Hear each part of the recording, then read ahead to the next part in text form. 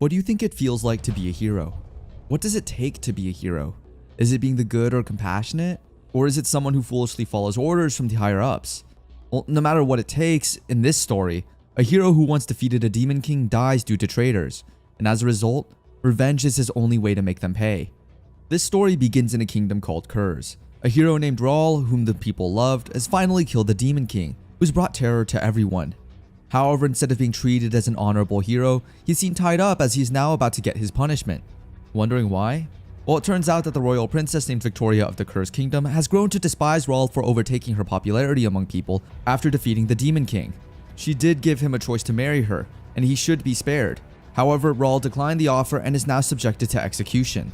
The people who once loved him have now turned against him, all because of the power that the princess holds. As a result, on his last breaths, Raul mutters and swears that he'll kill everyone in the same suffering that they have put him through. He promises to show them despair and agony on the day he comes back. The people around him then laugh it off. After all, how could a dead man possibly exact his revenge? Fast forward, Raul now wakes up in the brightest white place he has ever been. There he meets the goddess of love, who seems interested in him as well. It seems like Raul is a magnet for hot girls, huh? Raul, knowing that he can easily manipulate the love goddess, asks her to resurrect him to exact his revenge. 1 year later, back at the Kurz kingdom, Princess Victoria is seen preparing for a wedding parade with Count Emil. Before the event even started, one of her commanding knights from the Royal Order of Chivalry, named Sandler, suggested that the event should be postponed in the meantime while they investigate some unsettling matters happening in the kingdom. It is said that for the past month, there was an unknown attack that killed all of the princess's front guards, which has been making everyone anxious for the princess's safety. To add to that, there have also been some reports of an unknown disease spreading throughout the kingdom. People who are infected with the said diseases mutter the word, "Bless Her Highness the Princess," over and over again while they are delirious with a high fever. However, the princess couldn't care less for her people. Instead, she even went too far as to say that the Order of Chivalry and the people of the kingdom should be her shield, so her safety wouldn't be a matter of question. Little did she know some awful things would happen to her a few hours from now. On the way to the grand event, the son of Princess Auclair, Count Emile Auclair, is seen with Princess Victoria in a carriage. However, instead of seeing a sparkle of love in Victoria's eyes, she's rather irritated by the stupidity of the Count. However, such things are what's making her interested in Emile. Aside from being good looking, which is a plus, being a stupid and foolish husband that will be easily manipulated is what really matters to Victoria. This way, she can ensure that the power over the whole kingdom is hers and hers alone, even if they have a child. As they reach their destination, cheers from the people echo throughout the whole plaza. When Emile and Victoria are stating their vows to each other, the sound of blood splattering stops the event. Then, as Victoria turns her head, her eyes widen as she sees Raul all well and alive. Victoria can't seem to believe that Raul is in front of her. After all, she had witnessed him die through her orders. Raul then states that he has been resurrected from the depths of hell in order to get revenge on the people that betrayed him. But before he has reached this point, we must go back to the time he was in heaven. I mean, we can't possibly forget about the goddess of love who had sacrificed everything for Raul, right? Raul Evans had seen the goddess way back before he was even thrown into the world for the first time as a hero. The goddess of love seems to be so affectionate towards him that she is willing to do everything to make him hers. Even the time that Raul requested for her to send him back to Earth for revenge as well as for her to give him back his powers. Although it was a grave sin according to the law of the gods, the goddess of love nonetheless did what Raul requested, all because she was in love with him. Raul used the soft spot of the goddess to get what he wanted, and so he did. It's now just a matter of time before we know what will happen next. As Raul kissed the goddess as hard as anyone could imagine, the goddess tinkled in happiness. As a result, she then gives what Raul has requested. With a big smirk on his face, Raul is now one step closer to fulfilling his plans. As he says it will be the beginning of a new legend for the kingdom's hero. Raul is then reincarnated back to the nasty corrupt kingdom once again. There he is welcomed by the front guards. As he remembers how the front guards have slaughtered his men like animals, with his powers, he ended their lives in a flash. Now this explains who killed the front guards in the case that the Commander Knight has been investigating. During this time, Raul is able to hear about the princess's wedding parade. With an evil smile, he has now found the perfect place to exact his revenge on the royalty. It's been a month since Raul has been reincarnated from the brink of death, and since he has been waiting for this day patiently, he can't wait any longer to see the agony and suffering on the princess's face. But before anything happens to the princess, whom they see as the messenger of God, the Commander Knight jumps right in to protect her. The commander somehow believes that Raul is a demon that copied the appearance of the fallen hero. That said, to make the princess believe that it is indeed him, he moves closer to her with the most devilish look on his face. As the Order of Chivalry tries to stop him from doing any more harm to the princess, he cuts their heads off without even touching them. This made the whole plaza panic. When everyone rushes to escape in order to save their lives from the hands of Raul, Raul tells everyone to stay as he is about to show them a spectacular show worth watching involving the royal princess. People tried to flee, but it seemed like everyone was now under Raul's power as their feet froze to the ground. They then start telling Rawl that they are just ordinary people and have no affiliation with the princess. These statements made the princess angry to the point that she even asked the Commander Knight to slice off her legs just to save her. On the other hand, as Rawl sees Emil already peeing himself in the corner because of fear, he uses his powers to move the Count's body to hold the princess in place. And the next thing that happens shocks everyone, including me. Rawl removes the princess's red dress as he thinks it wouldn't complement the color of blood as much as a white one. With the princess's bosom on full display, the men from the audience can't seem to control themselves from fantasizing about it. Of course, this made the princess very angry towards Rawl. But that wasn't the main event yet. Rawl then reveals that since the princess is so eager to have a baby whom she can control to take over the throne, Rawl is doing her a favor by executing her plans as early as possible. However, the question is it Rawl who will be the father of the future royalty? Makes me wonder. Now to answer that, why don't we dive into the story more?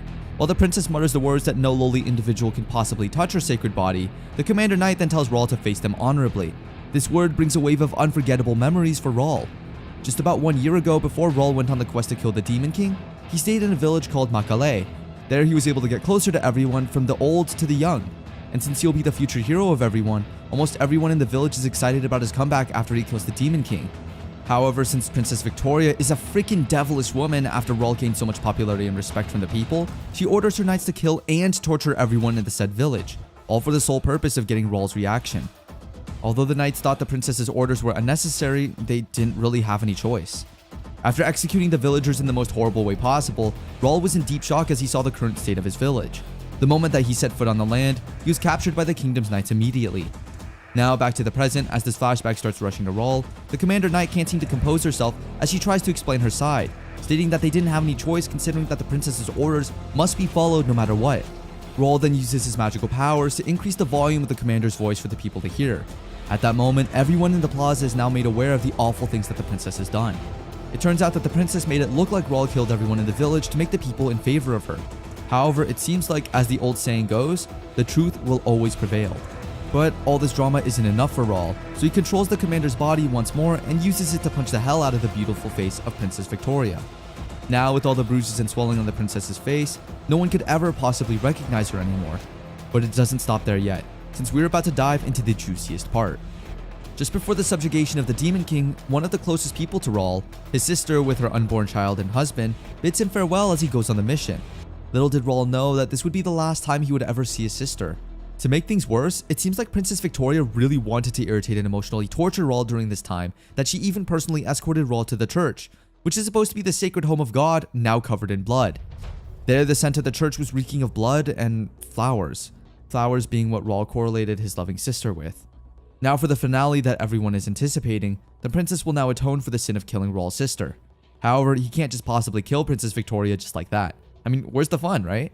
Rawl suppresses his anger once more, and in order to torture the princess in the worst way imaginable, he punches the princess like there's no tomorrow, causing the royalty to puke gallons of blood. As she stumbles to the ground, Emil on his back trembles in fear.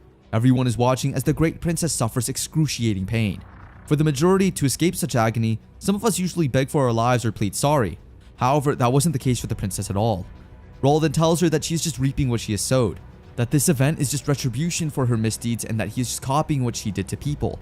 That said, as Rawl already had much fun playing with the princess's ego and pride, he marks the day's performances to an end, unfreezing everyone from his magic. However, the princess doesn't even give up at all. She then orders the men in the crowd to kill Rawl in an instant. One of the knights successfully pierced its sword to Rawl, which made the princess very happy. But it seems like Rawl is already immortal, as none of the swords were able to kill him. That said, he reminds the princess that he'll come back after the princess's recovery. It seems like there is a part 2 for this act. That said, while everything is already falling into place for Rawl, he then decides to visit his old village to pay his sister's grave a visit. He lays some flowers on the church's hall where his sister died and says he's sorry for visiting late. Then what looks like a hologram image of his sister pops up in the air. He then informs the said image that the priest who once sold her has now been killed, and that he will make sure that everyone who has done wrong, not just to his sister but to the innocent ones, will pay for their sins. Back at the castle, Princess Victoria is seen torturing the Knights Commander to death. The princess can't seem to accept the fact that her people now have turned against her, and are currently seeing her as a curse, all because of the statements that the commander had stated in the plaza. However, the rage that the princess feels for the Knights Commander is nowhere to be compared to how she feels towards Rawl. That's why she orders her knights to immediately look for Rawl and make sure to bring his head to her no matter what. A kingdom messenger is then seen rushing towards the woods as he tries to find the only one that everyone thinks could defeat Rawl. However, before he can even reach his destination, he's bombarded by a bunch of goblins from all over the place. As he tries to fight them all back, a goblin king sneaks on his back.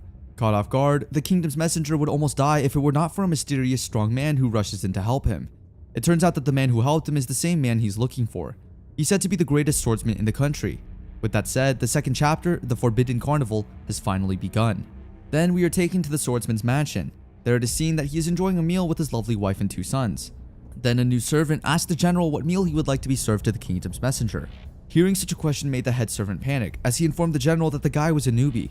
The general then tells the new servant that there is no need to think much of it since the messenger has immediately gone back to the kingdom. Or did he? As the general's family continues to eat their meal, another servant enters the room, delivering the main dish that the general has been eyeing to eat since earlier. With just the smell of the food, the general is easily captivated by the experience it will give. But the moment that he took a bite, his reaction was beyond imaginable, as the food gave off the taste of victory. In his head, he then says thank you to the messenger for his hard work. The next day, the general now is about to go to the capital to start looking for Rawl. As he says his farewells to his family, his children are giggling happily at the excitement that their father is about to kill another strong man. When their father was already out, the brothers started hunting, and for their age, they are rather aggressive and brutal. The brothers didn't think much of their surroundings as long as they killed their prey. However, it seems like the two have already grown bored of their hunting pet, but the thought that their father is about to bring them another pet to play with once he comes home made the brothers delighted on a devilish level. After they finally kill the animal pet they have been playing with, Rawl then comes into the scene asking them if he could join. However, it seems like Rawl isn't in the mood to play with them, so he ties them up really well as he overlooks his assigned task to the general's servants digging the ground around the mansion. As they dug deeper and deeper, they were able to uncover some unsettling discoveries. Bones of dead people are scattered everywhere. It seems like the general has an addiction to eating human flesh.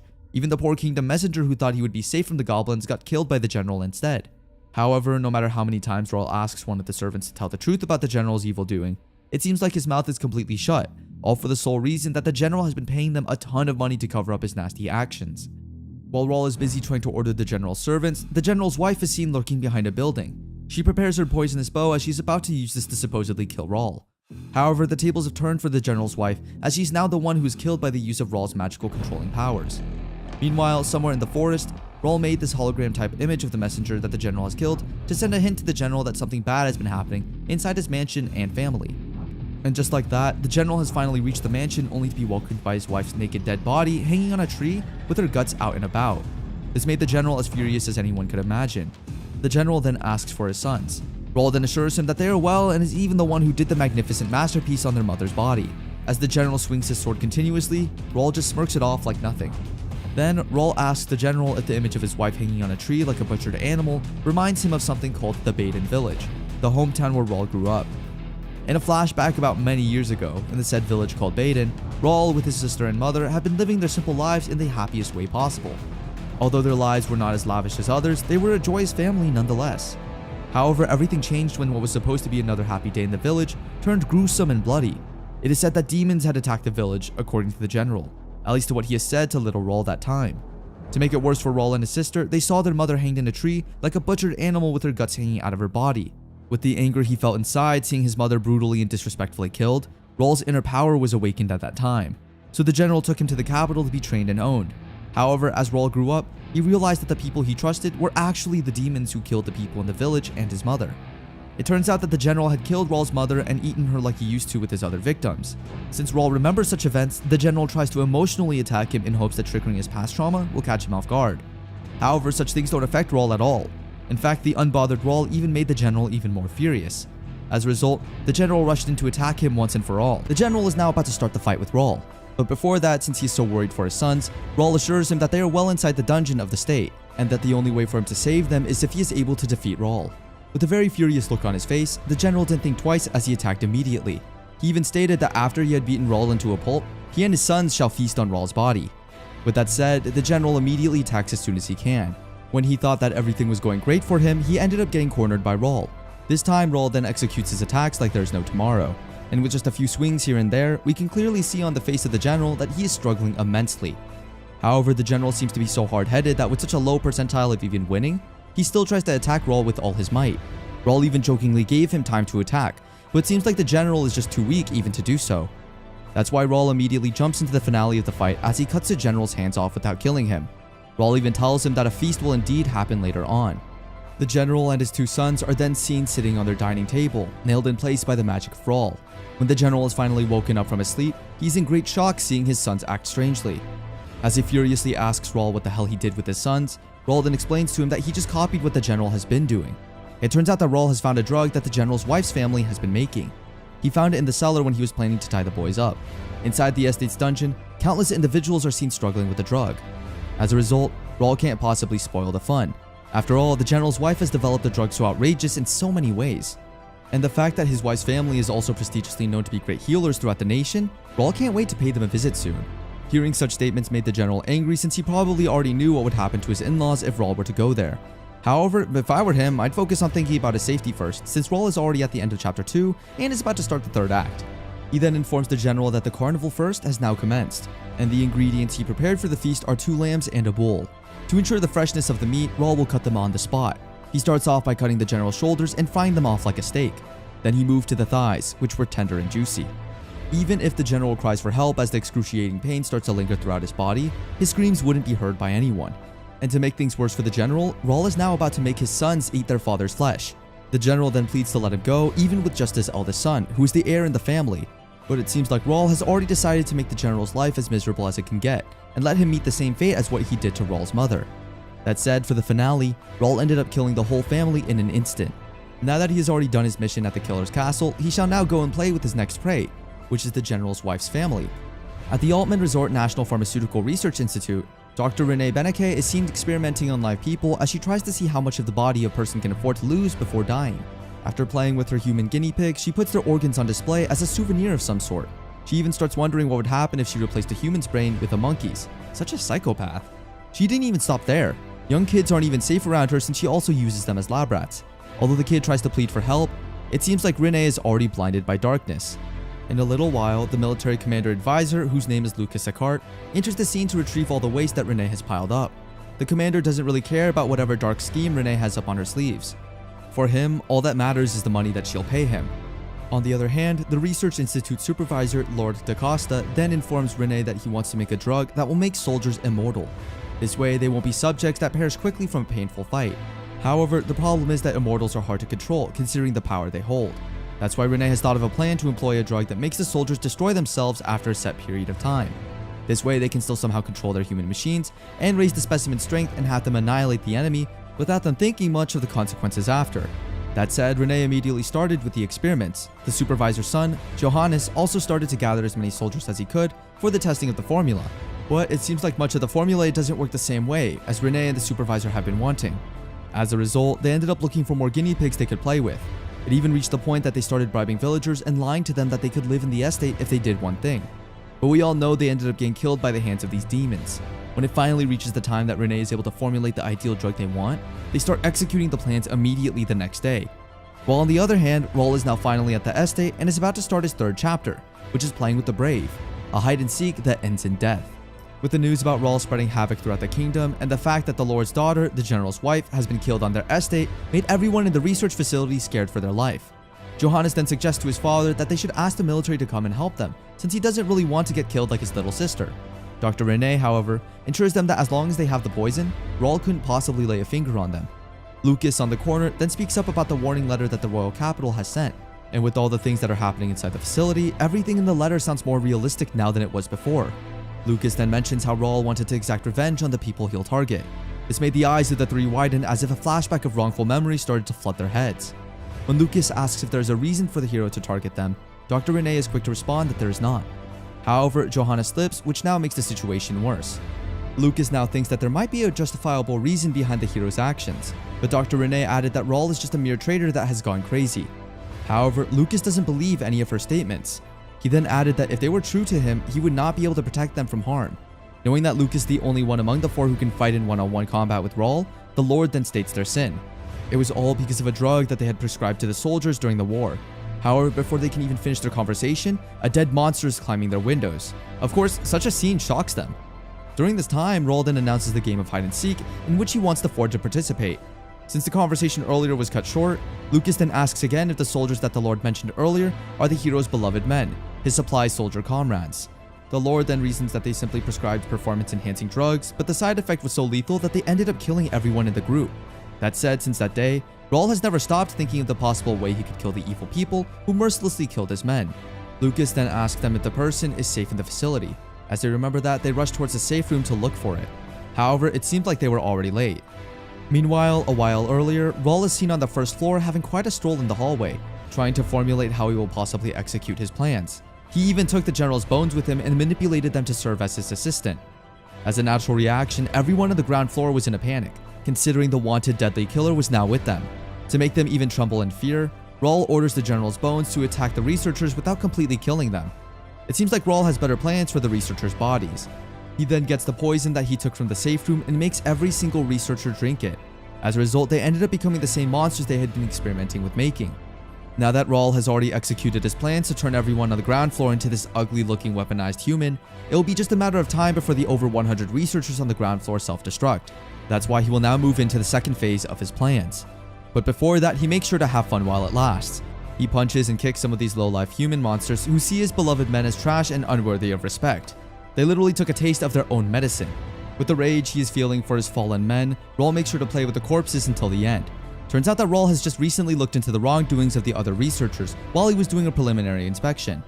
The words that the researchers mutter about the fallen innocent soldiers whom they used as lab rats are just so irritating to hear.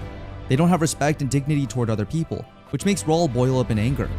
That's why instead of killing just the general's wife's family, Raul ended up ending everyone's lives inside the facility.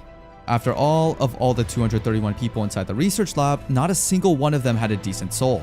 A few minutes have already passed, and the human monsters have now burst to their deaths, which made Raul laugh in happiness as he witnessed the people behind the death of the innocent get killed by their own schemes. Raul didn't anticipate that the people he thought were the ones that were good were actually the ones that would cause harm to the innocent. The enemy wasn't at the front lines, but within. Now that everyone is already taken care of on the ground floor, it's time for Raul to head up to the top floor, where even marvelous things will happen. It is then revealed that Raul has been hearing all that the four have been talking about since earlier. He tries not to laugh his ass off with the funny things he hears them saying. However, he tries to compose himself to make the game more fun. As he explains the rules to everyone, Dr. Rene tries to escape the facility, but every exit point is now barricaded by dark magic, so there is no possible way they will be able to escape at all. Raul continues by stating that going outside is futile. The hide-and-seek game is only applicable inside the Research Institute. Now it appears that no one cannot escape. The game has officially commenced. It's a matter of time before we know who will be the one to get found first. The Lord said that they should just stay inside the room and lock the doors until midnight, since by that time, Raul had already promised that he'd let them escape. Lucas, on the other hand, seems not to believe such promises, and the fact that they still have another 6 hours to go. The chances of them surviving is very slim if they'll just stay put. This is when Dr. Rene suggests that they should hide in a room that the hero doesn't know. However, before they even go there, Dr. Rene decides out of nowhere to make a coffee despite everything that is happening to them currently. It seems like Dr. Rene is planning a horrible scheme to kill the three so that her escape would be easy. However, Lucas has seen through her plans, and that's why he asks her if they could exchange cups. Dr. Rene then reveals that the only 2 cups with the poison is the one that she gave to the Lord and Johannes. But something is revealed that will definitely shock you. It turns out that Raul was disguising himself as Lucas this whole time, and for some reason, Dr. Rene is able to see through Raul's identity, which makes Raul quite amazed by how meticulous the doctor is. But it seems like Raul is not yet done and still has things up his sleeves. Dr. Rene, on the other hand, thinks she has already won after exposing Raul. Now that the Lord and Johannes have already drunk the poisonous coffee, it will be just a matter of time before they turn into monsters. But after quite some time, it seems like there's no transformation observed. Seeing how weirded out and confused Dr. Rene is, Raul then finally reveals to her that the Lord and Johannes have been long dead since they were still inside the conference room. He was just using his magical powers to manipulate the flesh to make it look like they were still alive, when in fact, they were all dead long ago. This just leaves Dr. Rene the only one alive inside the facility. She then tries to explain to herself that she is just following orders from the Lord. However, Raul already heard such excuses from the Lord himself, and that's why such reasons will not get accepted anymore. The thoughts that she's the only survivor that Raul is playing with is so scary. That said, as she trembles in fear now, she tries to escape as soon as possible. However, Raul is able to grasp her on time and tie her to place. He then takes her back to the ground floor where all of the other researchers were massacred. Raul states to her that before she undergoes her beloved experiment, she must first witness his masterpieces. As Dr. Rene opens her eyes, she is in shock and disgust to find herself in a sea of dead bodies. However, that wasn't enough for Raul, so he even played with her more by making her swim on the remains of her research till she reached the door to the underground laboratory. As they reach the ground floor, the trauma in the face of Dr. Rene is indescribable. However, it seems like Raul can't simply comprehend how with just a small number of dead bodies made the doctor shocked, when in fact, she was the one who's behind the horrible human weapon-making plan. Even though she has killed dozens of people in her laboratory alone, making horizontal slices out of a crying and screaming girl's body, starting from her feet, and transplanting a monkey's brain into a children's head, Dr. Renee has the audacity even to act as if she is traumatized. After she was treated humans as laboratory animals, she doesn't have the right to even get scared at this point because she herself is a demon. But it seems like Dr. Renee is persistent in acting as if she is innocent or what. That's why Raul, who has had enough of her, makes her remember all the nasty things she has done to people by showing her the images of the past. Dr. Renee then starts to reason that the village where Raul's men were assigned was the one that should be punished, considering they were the ones who didn't help the soldiers from dying. It turns out that once a monster drinks water, they'll technically turn back to humans, but since the village didn't help or even lend a hand, Raul's men burst to their deaths. Raul then states to Dr. Renee that she doesn't need to worry since he is also planning to exact his revenge on the said village. But before that, he will first torture her. He makes her drink as much poison as she can and leaves her to suffer in pain, but he did give her a chance to make an antidote with her current state to see what a genius doctor like her concocts. And for some reason, Dr. Renee is such a prodigy that she is able to make an antidote for herself right off the bat. Even with the excruciating pain she is in, she tries to compose herself since she doesn't want to die anytime soon. After a few dips and mixes of her potions, he is able to make an antidote for herself. This of course made her so happy. Little did she know that this would not be the end of her suffering. Raul then informs her that she will be subjected to part 2 of the experiment. The smile on Dr. Renee's face quickly fades away since she thought that after making the antidote, she'd already be free. But it turns out that Raul couldn't possibly allow her to leave the facility alive. As a human experiment, Dr. Renee is subjected to be tested under different concentrations and testing samples throughout the procedure. From a few vials, she ended up drinking 13, 21, 41, and more. She still had the choice to make an antidote for herself, but seemed like her body couldn't take it any longer. She tried to beg for her life, but Raul only stated to her that it was such a shame that the dead couldn't hear her apology. Her skin now looks crispy looking, akin to a burnt animal. She tried her best to stay alive till the end, but it seemed like her best wasn't enough. It took her 17 hours and 31 minutes to get killed. But with that said, Dr. Renee's death concludes the revenge story about the crazed doctor who doesn't think or care about people's well-being at all. Now Raul is off to the next thing on the list. He's now on the way to the other demons who have sinned. It's just a matter of time before we know whom he targets next. This episode starts off in an innocent-looking village called Nor. 2 girls who are sisters got lost in the woods, so they are trying to find someone who can help them go home. One of the villagers decided to help the poor girls with such delight. The man brought the girls to their home and fed them like they were some real visitors. The man even suggested that the girls should just stay for the night since it was going to be quite dangerous if they stayed out and about in the woods. Both girls were so happy that there were people who were still willing to help them wholeheartedly. Little did the poor girls know that in the next few hours, they would regret their decision to stay in the innocent-looking village. While they're in their deep sleep, the girls are awakened by the hard choking of the villagers, who looks at them as if they are a good catch of fish. It turns out that the village is actually performing this dark scheme every time a traveler passes through. They start stealing every valuable thing each traveler has as this is their only way of living. But since the girls were only children, they ended up with such a small haul. That's why they decided to cut the girls' hair and sell it as a wig. This way they'll still be able to get a large sum of money. After shaving the girls' hair and getting what they wanted, the villagers immediately killed the 2 and buried them somewhere back in the forest. When they thought that this marked another day for them, the villagers ended up getting haunted by one of the girls' dead bodies as it knocked on the village gate once more, looking for its big sister. As a natural reaction, the gatekeepers were shocked to see the same girl they'd buried earlier alive and kicking. In fact, she's much stronger now than she was before. However, it turns out that it is all Raul's doing. The villager didn't recognize him at first, but when he finally introduced himself, everyone was shocked to know that the most wanted man in the whole kingdom was in their village now. The villagers then start asking why the former hero would be in a place like their village. Raul then bluntly asks if they still remember that 1 year ago, a strange monster appeared around the village.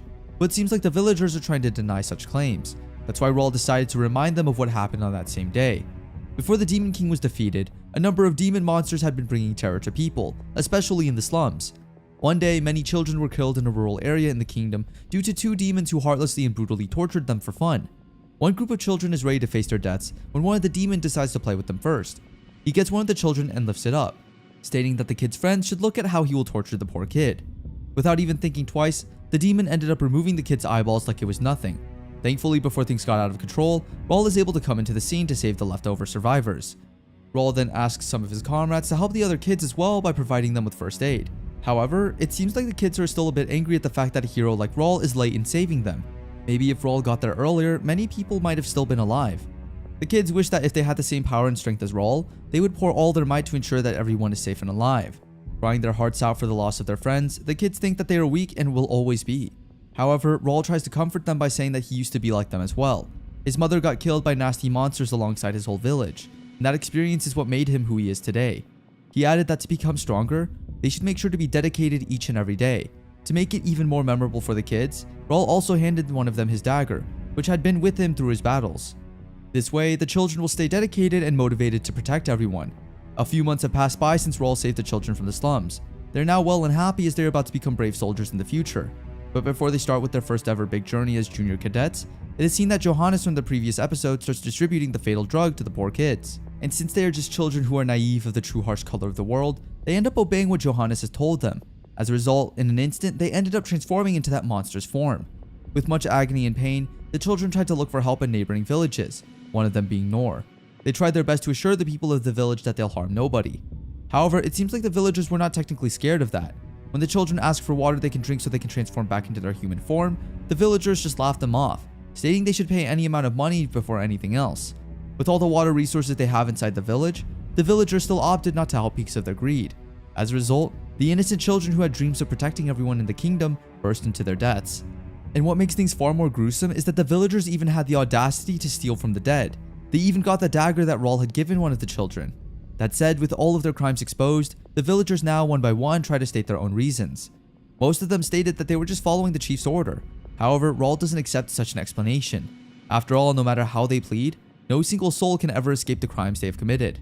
Since Raul thinks that actions speak louder than words, he uses his magic controlling powers to make the villagers follow him on a super exciting field trip that the villagers will not forget. Below the scorching sun, Raul makes the villagers walk mile after mile. Raul plans to make the villagers walk as far as they can until they reach Moltke village. That's why when they saw the entrance to the said village, the villagers were very happy. As they rush towards the village entrance, they are bombarded with disappointment as they find themselves back in their village.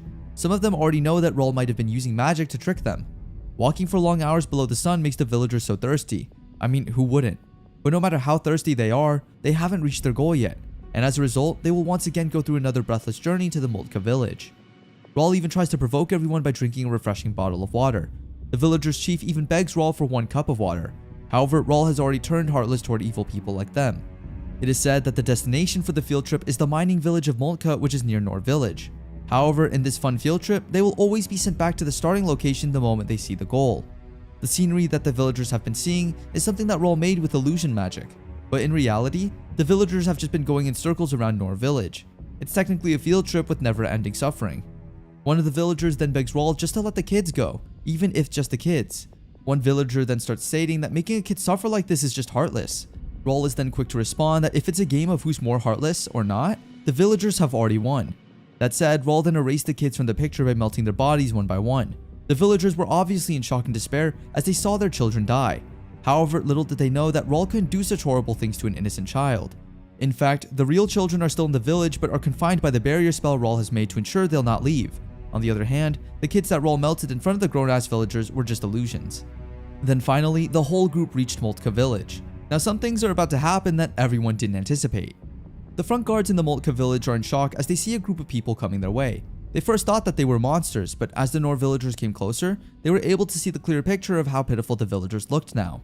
They are dying to drink a drop of water to the point that they'll almost bring the whole gate down. They start begging for water again and again. And since the Moltke villagers are far more generous and kind-hearted compared to the ones in the Nor, Raul decides to reveal the evil schemes of the Nor villagers by acting as one of them. Raul then shows the ribbon that one of the Nor villagers got from the 2 girls they had killed earlier. And as a turn of events, the 2 girls are actually the daughters of one of the Moltke villagers. The Nor villagers try to reason out they did not commit all the said crimes. However, it seems like everything that Raul has said coincides with the missing and killing events happening in the area. As a result, instead of helping them, the Moltke villagers decided not to, as the crimes of the Nor must be paid. In the end, the Nor villagers were able to meet the same fate as their victims before. Then there's a flashback showing how the Count and his son Johannes got killed by Raul back in the research facility. It turns out that Raul notified the father and son of his coming. Although they have prepared much for Raul's arrival, considering they know they wouldn't stay alive much longer once Raul gets their hands on him. However, it seems like even if they hire as many soldiers as they can against Raul, it is still impossible to defeat such a strong man like Raul, who has now become immortal and far more skillful than he was before. That's why when the time Raul is about to annihilate the father and son in tandem, as most humans would do with their devilish nature, Johannes tries to betray his father by asking Raul to spare him, and his father does the same. This scene just made Raul laugh. However, for Raul, their sins can no longer be redeemed, and we already know what happened next. Back to the present, it seems like the Nor village chief is hard to kill. He hasn't given up yet and is still begging for water to drink, even if most of the villagers are now dead behind him. With such a desperate look on his face, the chief tries to beg Raul for water to drink. However, to taste his own medicine, Raul asks the chief for money in exchange for water, the same way he did with Raul's beloved comrades before. That said, as Raul walks away without even giving him a drop of water, the chief ends up dying. Back at Nor village, the kids are wondering when their parents will be coming back, but Raul informs them that no parents will be coming back to take care of them. Raul is then shocked by the way the children act, as if they were already taught how to kill and steal from people to make ends meet. That's why, instead of wasting such talent in killing, Raul decided to make the children soldiers. He uses his powers to control them into entering a military camp near the village. At least this way, the kids will still have a place to stay and a purpose in life. Now that his mission in killing the despicable people of the village is done, he will now move on to his next phase, or should I say move back, as he's now going to execute the part of his revenge act on the princess. However, this time around, he'll have another protagonist in the story, and it's none other than Sandra, the commander of knights that Princess Victoria has tortured immensely. Raul rushes to the kingdom's palace and kills every soldier he encounters to take Sandra out of the dungeon. Sandra will now be the next leading actress in his act in the 5th chapter he titled Love is Never Without Jealousy. After hearing about the disappearance of Sandra, the princess is obviously irritated by everything. She's so angry at the thought that her men are so incompetent. She can't seem to comprehend that Sandra is able to escape the prison in her current state, and even having the guards killed doesn't add up to everything. Then she started to realize that maybe it was another scheme arranged by Raul himself, knowing that her face had now recovered from the massive injury it got last time. This makes the princess anxious about what's going to happen next. As a result, she makes everyone in the palace look for Sandra as soon as possible. Meanwhile, a few hours ago inside the dungeon, Raul is seen talking to Sandra. However, it seems like Sandra already went cray-cray as she starts muttering words about the princess again and again. Somehow, such behavior entertains Raul very much. He then disguises himself as the princess and tries to deceive Sandra into believing that the princess has already forgiven her and is now entrusting her to perform another task. With much happiness on her face, Sandra immediately states that she is willing to do anything for the princess. As she looks back to her past for the sake of the princess, she even killed her brothers, even if not ordered to show her loyalty. That's why she can also do the same now, as long as she can continue to serve the princess. This made Raul happy as his new act is now falling into the right place. He then healed Sandra and gave her all her armor and swords. Sandra then obeys whatever Raul is ordering as she truly thought it was all the princess's orders. She starts creating terror inside the palace as she slices off every single servant and soldier who comes her way. Now blood and many guts are scattered on the palace's floors. The real Princess Victoria is still irritated at the fact that her men haven't found Sandra yet. Little did she know that Sandra was already creating havoc on the other side of the palace. Then it just took a few moments before Sandra barged into the princess's throne carrying an amputated head. The princess is in shock to see how bloody and gross Sandra is. Sandra then hands over the head towards the princess, stating that this is her offering as the princess requested. The princess then tells her men to stop Sandra immediately, all at once. Sandra then tells the princess that she has already killed the king's aides, as the princess has requested. And this made the princess confused since she didn't ask for such orders. The statement made the princess caught off guard as the people around her started to mutter accusations towards her. On the other hand, Sandra is still looking so happy, thinking that this is all the princess desired. However, the princess doesn't think the same. Princess Victoria is so irritated that she aims to strike her whip at Sandra once more. However, she ends up whipping herself due to the magical barrier that Raul has inflicted on Sandra. Furious, the princess has now decided to revoke Sandra from her position as a knight. Despite all this happening, the princess has found a silver lining in it. She thinks that as long as she's the one that can kill Raul, she will become the first queen of Kurs without a man. People will look at her as a hero and will obey her the way she wants. But little did she know, Raul has more tricks up his sleeves. It's the day of Sandra's public punishment. The princess decided to have one since it would serve as a warning to those who want to oppose her, that this is the fate of the traitors. Princess Victoria tries to blame Sandra for all the sins that she has committed in hopes that she'll get the trust of the people back. As the princess slowly gets what she wants, people now turn against Sandra and start throwing things at her. Seeing how the people are in a rage, the princess is so happy as she thinks her plans are falling into the right places. Many of the people start screaming that Sandra should die. She's a killer and an abuser.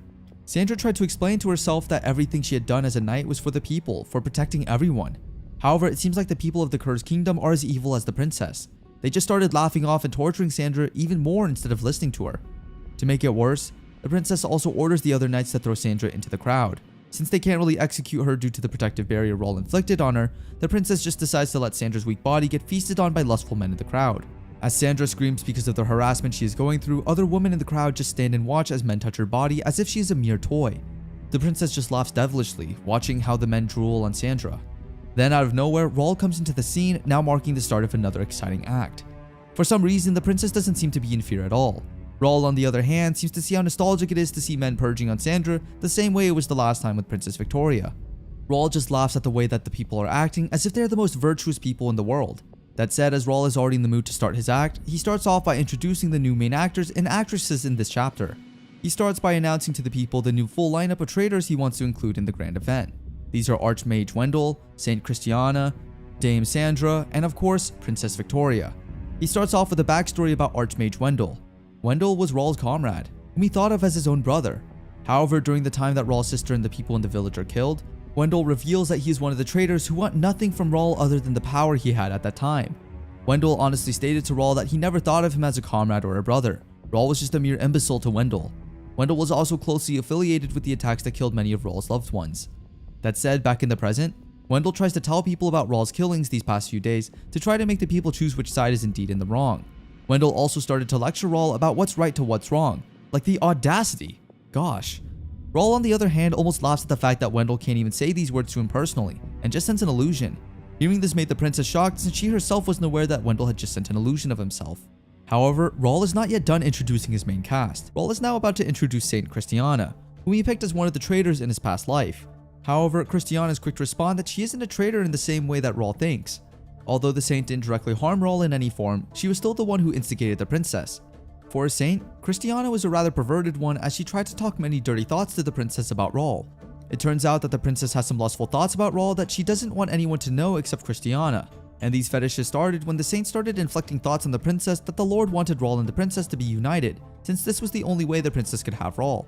Such comments somehow made the princess interested in speaking with the saint. Since Rawl is saving many people, it's up to the princess to release his masculine desire and make him fall for her. In doing so, Rawl will no longer be able to live without the princess. At that point, Princess Victoria has already landed her fetish towards the hero, and she will not stop until she makes him hers. The saint then suggested that the princess should look into the people that were involved with Rawl and find out who they were. This may be the reason why the princess ends up killing Rawl's sister and the people in the village, in hopes that Rawl will give much of his attention to her. Now that the fetishes of the princess have been exposed to the people, she can't seem to act properly now. She's somehow embarrassed and irritated at the same time. The princess tries to hide the embarrassment she is feeling by stating that she is angry at the fact that Rawl and the saint have been spitting lie after lie. That's why, with much desperation to save her name, she tells Rawl that she has finally found a way to end him. Since Rawl is known to possess dark magic, the princess has been researching day and night for its weaknesses. She was then able to find out that Rawl's black magic weakness was none other than holy magic. There are only a few individuals in the kingdom that are able to possess such power. Fortunately for the princess, there is one in the Cur's kingdom that possesses holy magic. Saint Christiana is one of the few who have unmatchable skills and power, and holy magic is only one of the skills she possesses, which is considered to be her cleansing power. Light magic is the only power capable of purifying dark magic. That's why when the princess learned about such a thing, she was so delighted that a saint was on her side. Since she is so certain that the saint will be able to kill Rawl, she even announces to the people that she'll protect them and that the curse on the castle will end that day. However, when she orders the saint to kill Rawl with her powers, she's in deep shock as the saint refuses to do so, and obviously, the princess becomes furious at what the saint has been uttering. The saint then is quick to explain that she cannot obey the princess's orders, as stated by the king. The saint then further stated that the king had instructed in the letter he had sent to leave Princess Victoria to die since she was always an eyesore. The princess can't seem to believe what she just heard. She has this mixture of emotions painted on her face. I mean, what do we expect? Even her own father wants to dispose of her. That's why Rawl suggests that the saint shows the princess the proof so that she stops babbling nonsense already. As the saint takes out the letter that the king has sent, it seems like the princess's world shattered to pieces as she sees that the crest on the letter marks everything that the saint said was true. Hearing and seeing how the princess reacts, the people in the audience start murmuring in disbelief that the king himself has already given up on his child. The princess, on the other hand, can't control her anger anymore. It's as if she wants to cry, but at the same time, she's so furious that tears don't come down her eyes anymore. After reading the letter where her father states that he's willing to sacrifice her for the people, literally made her blood boil. The king is willing to use the life of the princess to appease the hero's anger. Instead of ending up as a dual incompetent girl, the king promises the princess that she'll have a meaningful death. With much rage in her, she starts to order her knights to capture Rawl and the saint.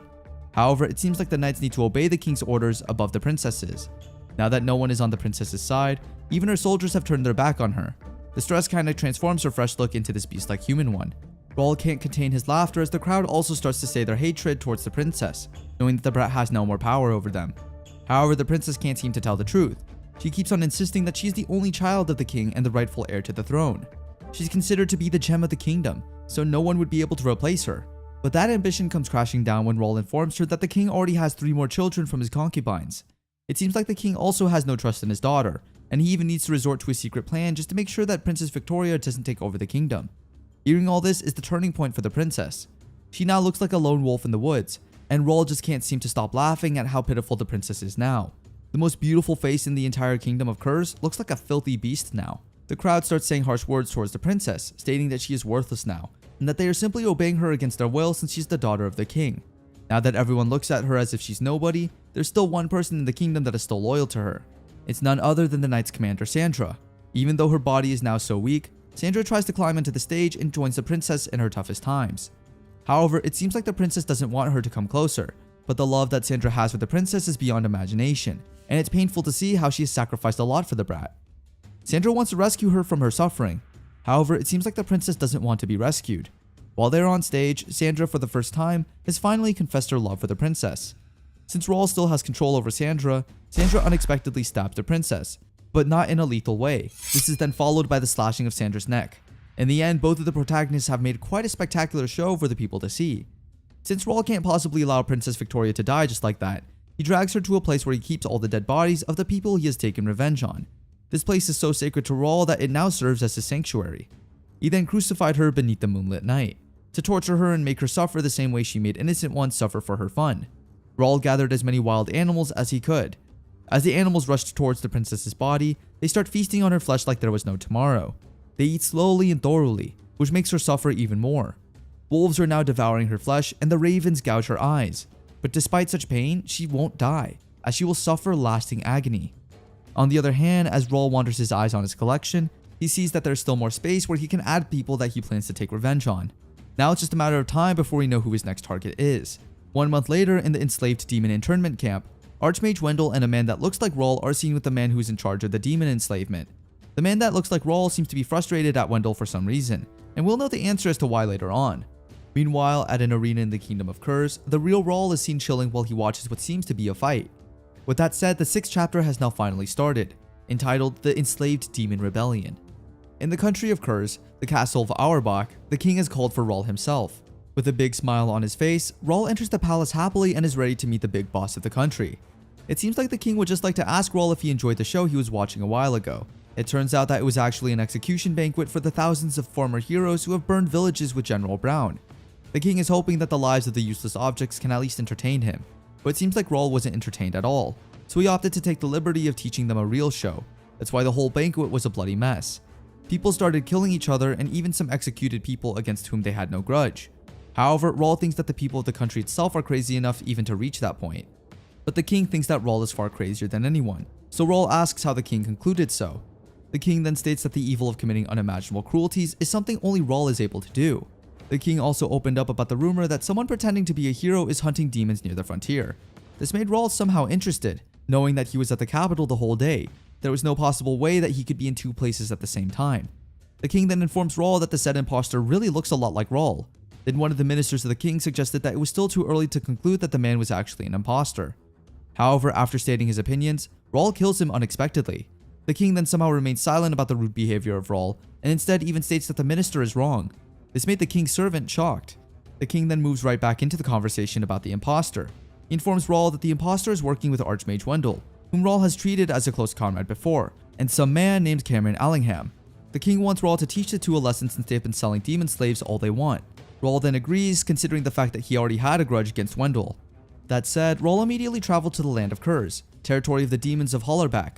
At the detention camp, the Rawl lookalike is seen with Cameron Allingham, who's the head of the facility. Many demon kids are seen getting assaulted again and again until they can't even move an inch. Seeing how battered the kids are, the fake Rawl seems not to take any of it anymore, so he starts vomiting from all the nasty things he has witnessed. While he is inside the bathroom, he's in shock as he sees the real Rawl observing him in the back. Seeing the real Rawl in front of him makes him tremble in fear. The fake Rawl somehow felt the intense aura that Rawl has been giving. After all, Rawl is now considered to be one of the most dangerous and feared individuals in the kingdom. Rawl, on the other hand, is amazed at how the imitator is able to imitate him in every single possible way imaginable. Now that the imitator knows that if he doesn't plead now, he might die later, he bows his head to the ground and says he's sorry again and again. The fake Rawl states that all he wanted to do was earn as much money as possible. That's why he used Rawl's appearance to get closer to Wendell and Allingham to land a good paying job. Crying his eyes out, the fake Rawl even went so far that he even licked Rawl's shoes just to show how sorry he was. Amazed by the behavior that the man showed, Raul informs the imposter that he knows it wasn't all because of money. This immediately makes the imposter stop crying. Raul then states that they should have a proper conversation over some black tea. After they both sit down, Raul then suggests that they should be properly introduced to one another. However, before the imposter can even speak first, Raul already states the imposter's name, which turns out to be a woman. Ada Taylor is in shock as to how Raul is able to know so much about her, especially her name. Raul then went on to explain that he did his own investigation, and it all ended up with her. There are only a few people in the area that have the ability to copy appearances, and based on the digging that Raul did, Ada is the only person with such magic that can possibly be related to Wendell and Allingham in any form. It turns out that Ada's family got killed by the people that work in the said demon trafficking business. That's why Raul concluded that Ada may have wanted to get his attention so that he could help her exact her revenge on Wendell and Allingham. With a dark smirk on his face, Raul tries to persuade Ada to call forth her desire for revenge, which is something she's always been wanting since the beginning. Hearing these words, Ada started thinking in her mind that ever since that day, she had kept having nightmares while awake. Nightmares that will persist forever until she kills those two. A few years back, Ada's father, who is a veteran trader and works as Allingham's accountant, was able to observe something strange in the way that Allingham had been acting one night. From his observations, he saw that Allingham was carrying something to the cellar. Since he has grown suspicious of the actions that Allingham has been taking recently, he can't contain his curiosity anymore. Ada's father ends up going to the said cellar to check things out for himself. As he opens the nightmarish door, he's shocked to discover that there's a secret room inside the cellar. As he peeps through the small opening at the door, he's speechless as he witnesses a group of demon children held captive inside. But what makes things worse is that as Ada's father tries to observe more, he's disgusted by what Allingham has done to the kids. Allingham started doing some malicious things to them that were beyond imaginable. In the end, as Ada's father tries to check on the kids' well-being, he's in despair as he sees the tortured looks of the demon children in the hands of Allingham. Although he tried to save some of them, he was too late as the majority suffered many injuries that no doctor could ever cure. That's why Ada's father decided to take actions and report the happenings inside Allingham's residence to the capital. Before he left, he even said goodbye and gave kisses to Ada. However, little did he know it would be the last time he would see his family. The next day, Ada and her family are able to receive a package where the dead body of their father is packed, with a saying that states traitors would be executed. Her plethora of memories with her father were all painted over by the recollection of that day. That's why she tries to avenge her father no matter what. But it seems like Ada doesn't have the courage and strength to do so. So Raul tries to convince her and motivate her that revenge will not make someone go mad. Raul made himself a perfect example. He only took revenge on the people who had done wrong to his family and the people he loved. And seeing the people who made you suffering is the best feeling ever. That's why Raul tries to convince Ada to join hands with him and avenge those people Ada loves. Since Raul also wanted to kill Wendell and Allingham, joining forces would make things easier for both of them. Without anything to lose, Ada accepts Raul's offer. However, it seems like Ada is still weak and doesn't have any guts to fight anyone, as she sees herself as a weak one. That's why Raul let her use his body as a medium for their revenge. Ada is taken aback by her sudden soul diving into Raul's body, but Raul assures her that he will make sure to guide her along the way. It seems like Raul wants Ada to be the one in control of the revenge. That's why he'll let her borrow his skills and strength at the moment. That said, as everything is already in place, Ada and Raul, who share one body at the moment, will now start executing their most wanted revenge, especially for Ada. As they reach the cellar, a group of guards is seen punching and kicking any demon child they can grab. It seems like they just do this to pleasure themselves. Ada, who's inside Raul's body, seems to hesitate in fighting the guards since the only one she is after is Allingham and Wendell. Raul then tried to tell her that the guards were also part of the whole evil doing. That's why they must be killed as well. That said, Ada now rushes towards the enemies, killing them one by one with all her might. She makes sure that she uses every inch of Raul's power to make sure no enemies stay alive. With the strength of Raul, she uses it to punch and kick the big guards. She also used some of the magical powers Raul has. When they finally defeated all of the guards, the demon slaves were somehow in disbelief that they were all saved by the same man that works for Allingham. That's why Raul tells Ada that she should explain everything to the demon slaves so that they can grasp the situation. However, it seems like Ada's statement doesn't really get through to the demon slaves, and as a result, Raul ends up subbing in to talk. With all his flowering and encouraging words about freedom, he promises the slaves that he will kill Allingham together with his allies and make sure that the freedom the demons deserve is given. With such a motivational and heartfelt speech, Raul easily got the hearts of the demons, and now they see Raul as their savior. Some even volunteer to help him in killing the mean guys. As the demon slaves chant the words "kill them," for Raul, this is the most beautiful music to his ears. At this point, Ada realizes that she has taken the hand of an unfathomable man. Her eyes are now full of radiance, and for someone who doesn't like the spilling of blood or killing people, not of her interest, Ada has now transformed into someone that doesn't even feel any pinch of guilt from taking the lives of villains. She's now finally indulged in the justice of protecting the lives of the weak. Seeing how eager Ada was to exact her revenge made Raul remember his past self. With that said, as the eagerness and rage in everyone started to build up, Raul, together with Ada and the demon slaves, were now on their way to regain their stolen dignity, freedom, and revenge. The punishment for the fiendish humans is now about to commence. The act of revenge stirs the heart of any living being. The cheers and the rage that everyone is making are like music to Rawl's ears. Now that the pleasant chorus is about to be heard, Rawl is excited about knowing what's going to happen next. As they all march from the estate dungeon up to the ground floor, they reach a wide and big wooden door. On the other side of the door is Allingham and Wendell. In any minute now, everyone will witness a spectacular show, as what Rawl stated. As the door creaks open, Allingham and Wendell are seen waiting for Rawl and the others' arrival. Wendell is quite amazed at the fact that Rawl has reached this far after freeing the slaves.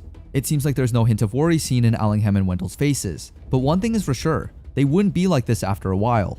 Ada, whose soul is inside Rawl's body, has taken control of the event for now. Ada announces to the two villains that they will now meet their death, since everyone is about to kill them both altogether. However, instead of getting scared by Ada's statement, Allingham and Wendell seem too at ease given the situation. It turns out that Wendell thinks the Rawl that is in front of him right now is an imposter. That's why Wendell is so confident that he'll be able to kill it that easily. But a brief magical attack made by Rawl somehow shocked Wendell. Wendell knows that an imposter Rawl couldn't possibly have such magical powers. At this point, his assumptions were quickly demolished after Rawl states for himself that he is the real deal. This made Wendell surprised and still in disbelief. Rawl then states to him that he is quite sure Wendell is aware of the fact that he is out and about, exacting revenge on everyone that did him dirty. This means Wendell, among all people, should know best who is Rawl's next target, and that is none other than Wendell himself. In an emotional backstory of a certain country boy who had become a hero and had met a confidant that he would wholeheartedly trust, the heartbreaking flashback of the betrayal of Wendell is shown once again. While little Rawl is in the palace doing his best in training in order to become the strongest hero that would help the kingdom, Wendell, on the other hand, is seen paying some kids to bully Rawl. Wendell would then act as if he wants to help Rawl by acting to sway away the so-called bullies he has hired himself. During their initial meeting, Wendell has already decided that he wants to become friends with Rawl since he knows Rawl will serve as a stepping stone in conquering the whole kingdom. As their friendship grows, Wendell and Rawl become the leaders of their generation. However, little did Rawl know that he was the only one that had pure intentions with Wendell. As they both embark on a long journey together as comrades, they grow up and are formally ordered to subjugate the Demon King. There was even a time when Rawl invited Wendell to visit their village and meet his sister. At that time, Rawl's sister had the purest intentions there could be. However, it seems like with the evil nature of Wendell, even though how much kindness Rawl shows and gives Wendell, it seems like Wendell's evil vision to conquer the whole kingdom has overly clouded his mind.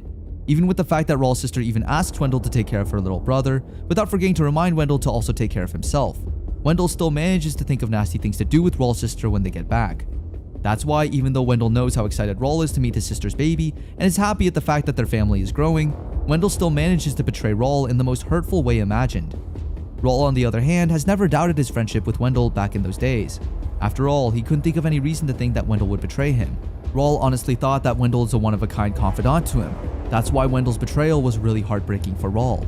On the day after they have successfully subjugated the Demon King, everyone in the kingdom, especially the Makalei village where Rawl grew up, is happy after hearing the news. However, things are about to get bloody for the people in the village as a group of kingdom knights has decided to pay them a visit. Since Rawl has split up with the soldiers that have been with him during the subjugation, the princess at that time continuously sends him letters. However, since Rawl refuses to respond to the princess's letters, Makalei village has paid the price instead. Everyone in the village was killed mercilessly. When Rawl had finally arrived, he is in deep shock as he sees pools of blood and dead people scattered everywhere. On the other hand, Wendell is seen happy and amazed by how distressed and helpless Rawl looks now. Knight Commander Sandra immediately ordered the other knights to capture Rawl in an instant. Rawl didn't resist following Sandra's orders. Sandra then states that Rawl is now subjected to imprisonment for ignoring the princess's summons. Other than that, Sandra also informs Rawl that his arrest, together with his men, is due to the deaths of the people in the village, which the knights put all the blame on Rawl. Wendell, who is such a great actor, acts as if he is also in stress with everything that is happening, considering the princess made it look like Wendell will also get arrested. Little did Rawl know that Wendell was also one of the people behind the killings in the village. Rawl then explains that he wouldn't do such a thing to his people. In fact, he even suggests to Sandra that he'll look for the culprit himself. However, Sandra doesn't even listen to a word he says. She even orders him to surrender his sword or else two kids from the village will get killed. Rawl then immediately hands over his sword, but what happened next made Rawl furious. Even after surrendering his weapon, Sandra still killed the children anyways. At this point, Rawl is now worried about Wendell's safety. That's why when the knights start to take him back to the palace, Rawl whispers to Wendell that he'll come back and save him no matter what. Little did Rawl know that Wendell had been betraying him all this time. Many tragedies awaited Rawl after he was brought to the royal capital. He was sentenced for the crime of massacring the villagers, forced to gaze at his sister's corpse, and imprisoned inside the dungeon, all while being violated by the princess every day. At this point, with so much abuse that he has gone through at the hands of the princess, the Royal Highness still has the audacity to ask Rawl to become her manservant. However, no matter how much pain he goes through, Raul maintains to follow his principles and declines the princess's offer. Even with bruises and wounds everywhere, Raul never fails to think of his comrades, Christiana and Wendell's well-being. Little did he know that while he was suffering, Wendell was living his life inside the palace surrounded by servants, food, and women. Wendell is enjoying the life of elegance when he remembers to finally visit Raul and witness the great hero's face being ruined. Wendell can't seem to stop laughing at the fact that Raul has welcomed him with sparkly eyes as he proposed for Raul to become the princess's manservant for their sake, Raul's comrades. He finds it pitiful that Raul still hasn't realized that he is being deceived this whole time. That's why on the time that Raul finally finds out about Wendell's betrayal, together with how the priest and the princess's decree had violated his sister, he can't seem to internalize how the person he trusted the most and treated as his own family would do such a thing to him and his sister. To provoke Raul even more, Wendell even went on to say that Raul's sister was such dirt as she swallowed several pistons at once. Raul's poor sister was thrust back and forth by different men for days. But what made Wendell even more amazed is the fact that the princess is so tactless that she even orders to kill Raul's sister since she felt this would actually hurt Raul. It turns out that Wendell is also the one that told the princess about the church. As tears continuously pour out of Raul's eyes, the rage inside his heart also intensifies.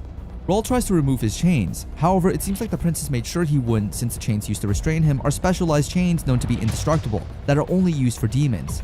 With all that they have been through, Raul can't seem to understand how a man like Wendell could possibly harm him and his family, knowing how much he trusts him. It reaches a point where Raul even asks Wendell if he despises him so much that he can tolerate such crimes. Wendell then tries to explain to him that he is just a mere stepping stone that will allow him to reach the summit.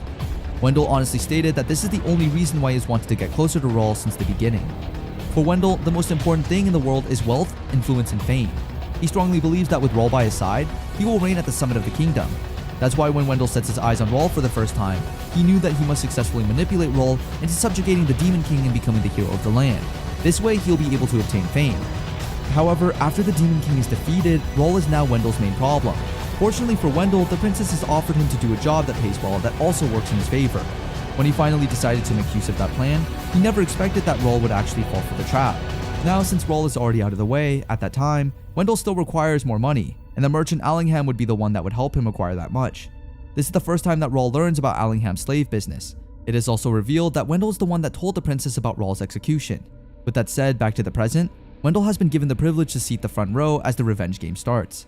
Raul has made a replica of the Royal Colosseum with hundreds of spectators inside. Wendell, on the other hand, can't hide his amazement at how the power of dark magic works.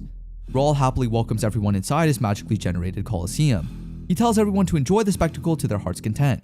With that said, Raul immediately begins the revenge show, with everyone cheering loudly. The main character for the show will be Allingham, who has done a lot of nasty things to the demon slaves. Hearing his name made Mr. Allingham terrified, as he already knew what was instilled in him at that moment. Mr. Allingham tries to call for help. He even states that he will pay as much money as anyone would want in exchange for helping him. However, since technically everyone in the Colosseum is Mr. Allingham's victim, it's already apparent that he'll definitely get tortured extremely. Hearing how Mr. Allingham begs made Raul remember the time that the priest who violated his sister also begged for his life, and we all know that didn't end up well, considering Raul has tortured him by burning them all to ashes. However, Raul made it clear that he wouldn't directly harm Mr. Allingham since the merchant didn't harm Raul himself. This is based on the principle that Raul follows, the eye for an eye.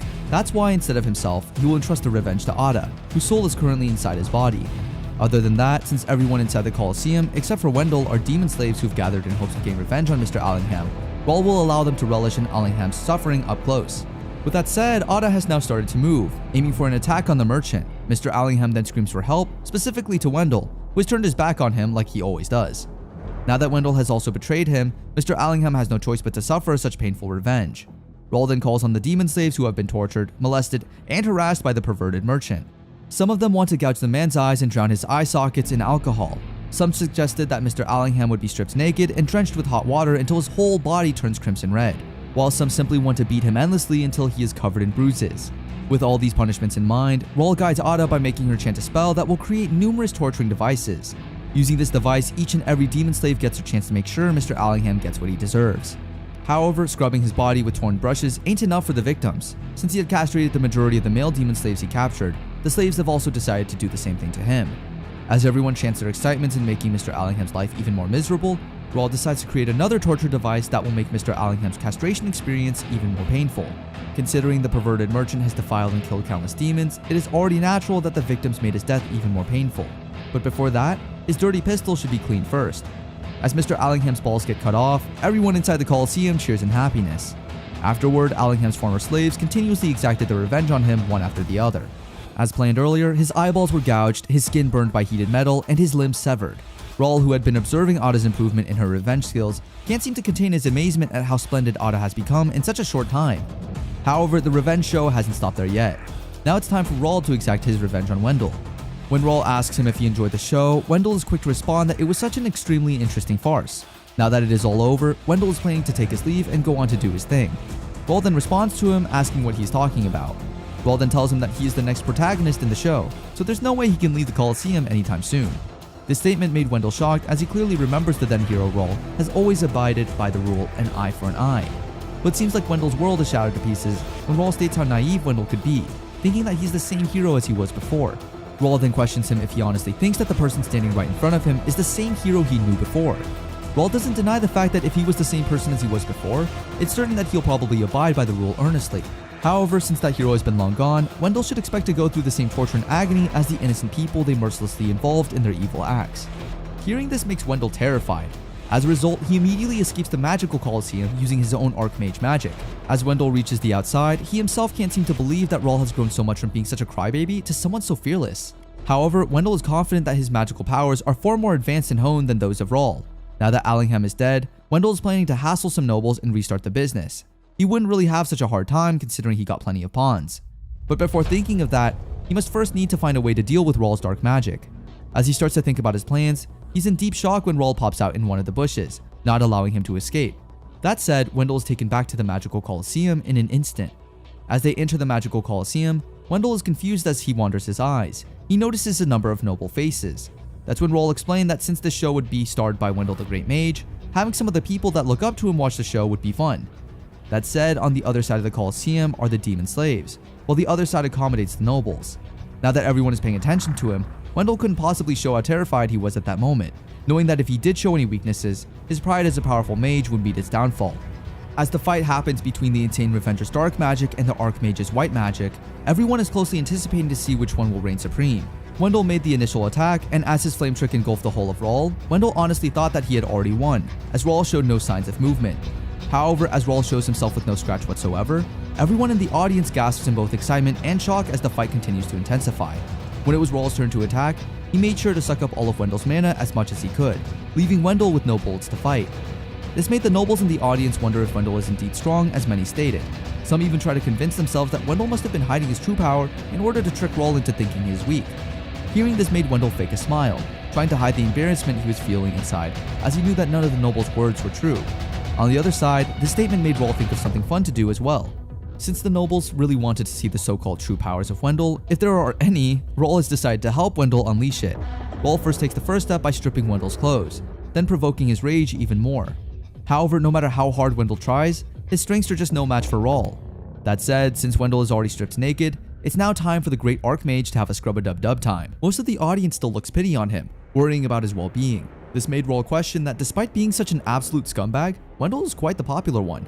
That's why with this much attention, especially from girls, Rahl decided to make Wendell's life even more miserable by telling everyone that Wendell supposedly openly laid a hand on any woman they met during their journey for the Demon King's subjugation. But this fact is already known to everyone, especially with Wendell's popularity among girls. Such things are inevitable from happening. That's why Rahl decided to formulate an exaggerated story. He told everyone that Wendell kills women that he impregnates. As everyone knows, Allingham sells demons, and he's doing so with the help of Wendell, who has been secretly running a demon slave employment agency. Wendell, with the woman he frolicked with and impregnated, would tell nobles that he would take good care of the slaves in his estate. However, in the end, Wendell would just ultimately hand them over to Allingham. Women who were pregnant with the Archmage's child were all presented as toys for nobles and then later disposed of. Hearing this made the demon slaves remember that there was a time when human corpses would get disposed of as well. Now that explains everything. Hearing this made Wendell shocked. The nobles, on the other hand, have also taken their leave, as they see that Wendell is quite the inconceivable Archmage whom they don't want to get associated with anymore. Seeing this made Wendell furious and frustrated as his people were slowly leaving him to die one by one. The demons then started chanting that Rahl should castrate him, which Rahl did as well. Wendell tries to cast his magic, however, nothing comes out. At this point, he is already dead meat. As Wendell fizzles, Rahl can't seem to control his laughter seeing how the great Archmage is slowly losing everything. That said, Rahl is about to start the long-awaited snipping time. However, instead of diving right into the exciting part, Rahl prepared a challenge first. The challenge is quite simple. If Wendell raises his head out of the bucket filled with hair, entrails, and bodily fluids for 3 seconds, the instigator will snip off his thing with the scissors. As Wendell's head drowned inside the bucket that smelled so bad, Wendell couldn't contain it anymore, so he raises his head within just a few seconds. Since Wendell barely avoided the consequences, Rawl had no choice but to make him suffer even more. When Rawl finally snipped off Wendell's weenie, the poor Archmage couldn't control the pain for himself anymore. Due to intense bleeding, Wendell ended up dying, only to find himself alive again with 1 death count on the screen. Wendell is confused about everything. He was so certain that he died the moment Rawl snipped off his things. The shock on his face is indescribable. Rawl then asks him how death feels while showing a book called Death Records. It seems like Rawl plans to make Wendell suffer by killing him again and again until he is satisfied. The first one on the long list of deaths is the avant-garde water fountain that Wendell weenies made. Now, Rawl is off to do the second act, and this one in particular, some special guests are invited. The priests from the church that Wendell was beeping on while Rawl's sister was violated are now coming into the scene. They will be the special guests for this act. Just seeing them made Wendell terrified, already knowing what would happen to him next. Wendell tries to resist, however, Rawl tells him not to be afraid, as he will make sure to torment Wendell thoroughly after all. Rawl then pushes Wendell into the priests, who violate him in the worst and sickening way possible. On the other hand, Rawl is seen as fascinated by the scenario. He also explains that he just wanted to make Wendell experience the pain that his big sister felt. Wendell tries to beg, shouting to make everything stop. However, his screams just entertained Rawl even more as he observed him from the back. Wendell screams and screams as he is getting thrust to the point that he starts spitting blood. The torturing device is inserted inside his butt until it penetrates through his mouth. The torment he is feeling right now is unimaginable. With that said, the end of his second death comes to an end. However, it doesn't stop there, as Rawl still plans to make him suffer even more. Rawl then finally tells Wendell that the pain he is suffering and the death he is experiencing are all visions being shown to him with illusion magic. But Wendell would disagree, stating that there's no way possible that there could be visions that made someone feel real pain. No advanced illusion magic could ever pull off such an act. However, Rawl states that such a thing is just a piece of cake for Rawl. With that said, Rawl would want to enjoy Wendell's eternal death. On the other hand, it seems like Ada can't see such illusions as she notices Wendell has been acting strange all by himself for a while now. Rawl then shows her the Book of Death. He also explains that Wendell is currently dying over and over under the illusion magic he has cast. Hearing such a thing made Ada shocked since she herself doesn't believe that showing illusions inside of an illusion is possible. Rawl further explains that it takes time to show someone illusions over and over in the real world after all. Ada is quick to notice that there's one more page popping up now, marking Wendell's 3rd death count. Rawl also informs Wendell that since they have fought the Demon King before, Rawl has decided to give Wendell a chance to break out of the illusion after every 1,000 deaths. As the page keeps on increasing, Wendell honestly believes that he has already managed to escape from Rawl's illusion magic. However, Rawl on the other hand just smirked at Wendell's claims. Wendell looks so desperate at this point, he honestly thought that he was able to trick Rawl and has now escaped the torment even if he didn't reach his 1,000 deaths yet. Meanwhile, Ada is quick to inform Rawl that he should cast a spell once again if Wendell's claims are true. However, it turns out that Rawl just gave Wendell the illusion of being able to escape. Everything was obviously a lie for him to be able to break out once in every 1,000 deaths. Rawl technically tricked Wendell to the point that it fascinated him in a way. Seeing how cruel Rawl is, Ada starts to wonder for herself that she also imagined Wendell considering the possibility of Rawl not following the rules as well. But up until now, Rawl has been abiding by an eye for an eye as his rule dictates. Using his experience of revenge up until now to deceive Wendell while still adhering to the rule of an eye for an eye, this made Ada question what kind of person Rawl really is. Rawl explains that he knows how weak Wendell's mind is. That's why he thought that if Wendell became senseless after his mind turned to mushroom dying too much, the revenge show would already be boring. That's why for giving Wendell hope for escape, he won't be able to despair. For someone who has deceived Rawl since he was a child, he wants to make Wendell suffer as long as possible. It reaches a point where Wendell already reaches 74, 75, 281, and more death counts. Wendell begs for Rawl to stop. However, Rawl seems to enjoy how tormented Wendell is right now. Ada is also shocked as she sees the incredible number of deaths Wendell has gone through. She can't seem to believe that the Great Archmage is completely powerless against Rawl, so she wonders how she could possibly defeat such a man like Rawl with her current power. 2,643 deaths. At this point, Wendell should have escaped by now, but it seems like Rawl has more plans for him, which Wendell is not looking forward to. Rawl even decided to show Wendell an illusion of their initial meeting when they were still little. Rawl made Wendell go through the same feeling he felt with the bullies Wendell himself had paid that time. Rawl tries to enact the same scenario of how their supposedly friendship started, but this time Rawl is not taking Wendell's hand to be friends with him, but instead to make him his torment toy. As Wendell's body and mind are completely out of shape now, Rawl has concluded that this round of revenge is already complete. When Rawl decides to take Wendell away, many of the audience start shouting that they also want to take their revenge on Wendell as well. However, Rawl is quick to turn them down, stating that all Wendell has ever done was protect Allingham, which means he has no business with the demons anymore. The demons have also realized that what Rawl said is true in some ways. What's more important to them now is the fact that they have been freed. Ada then questions Raul about whether managing to free the enslaved was more important to him than pulling off his revenge. Raul then immediately answers that it was, but he cannot deny the fact that he is also satisfied that they've got the revenge too. Now then, with that said, with Raul's dark magic, everyone is taken back to the detention facility. Raul tells the demons to do as they wish since all of them are now free to go. He and Ada have also gone their way here. There, Ada's soul goes back into her body. However, instead of showing her appreciation, it seems like Ada is furious at Raul. Raul then asks her if they've gone back to being enemies. Ada is then quick to respond that she's never considered Raul as her comrade. At this point, Raul then reveals how he already knew that Ada had been holding his hand with such hatred. Ada admits that she felt nothing but disgrace during that time, but now that they have fulfilled their goal of freeing the demons, there's nothing to stop her from getting her revenge. Not on anyone but the great hero Raul. Raul then says something that makes Ada shocked. It seems like Ada is not just an ordinary village girl. It turns out that she used to be a pure untainted evil. All this time, Ada thought Raul didn't take notice of her true identity. Ada is still a naive girl on the inside, but if they strip away her village form, taking off her double-layered imitation magic, her true form will show. That said, without any more reason to hide, Ada stated that ever since the instant that Raul appeared before her eyes, she's always wanted to vent her hatred towards him in her true power. As Ada's wings open up and her form changes, the true person behind the mask has now been revealed. It turns out that Ada is the younger sister of the Demon King that Raul has murdered, and she is here right now to avenge her older sister. Ada's real name is Theodora, and Raul already knows of her existence since then. Raul says how glad he is that they have finally met. He also added how Theodora looks just like the ruler of the demons. Theodora is quite amazed at the fact that Raul has already investigated her name well. Raul explains that preparations are crucial for revenge after all. In that case, Theodora asks him if Raul must have known the reason why she's appeared before him, which is simply to get revenge for her older sister. As Theodora aims and swings her weapon at Raul, Raul is quite astonished by the rather large swing that she made. He then reminded her of what he had taught her about fighting, that keeping movement to a minimum, drawing a line to follow her head, and then taking action is a must. However, instead of listening to Raul, Theodora continues to attack him like there's no tomorrow. When she already had a grasp on him, she stabbed his neck over and over until a pool of blood started to pour out. But it turns out that it wasn't Raul she was stabbing, but it was Wendell. Raul, however, ensures to cast magic at Wendell to make him immortal, since he is still planning to decorate his museum with him. Theodora doesn't let her guard down. She then makes a surprise attack on Raul, but instead she ends up getting restrained herself. As she can't move her entire body, she tries to ask Raul to let her go. Meanwhile, Raul seems so fascinated by looking at how she struggles to escape. Raul then tells her that if she wants to exact revenge on him, she must first suppress her emotions and use her head more. Raul can't seem to contain his amazement at the fact that Theodora really thought she could manage to defeat him with just a stiletto. For Raul, her killing intent is totally exposed and easily read. The fact that the only magic she can use is imitation magic, on top of her being weak, gives her the slightest chance of defeating him. While choking her, Raul states that he could easily kill her right at that instant. However, he claims that he is kind to those who seek revenge. That's why Raul gives her a choice. This made Theodora confused as hell. Raul then shows her a key to the vault where the treasures that Allingham hoarded are stored. The riches there are plentiful enough for her to make a fresh start in life along with the enslaved demons. That said, Raul is giving her a chance to accept the offer and leave with the demons. Or will she stick to her goal of exacting revenge, which will obviously just lead her to die in vain?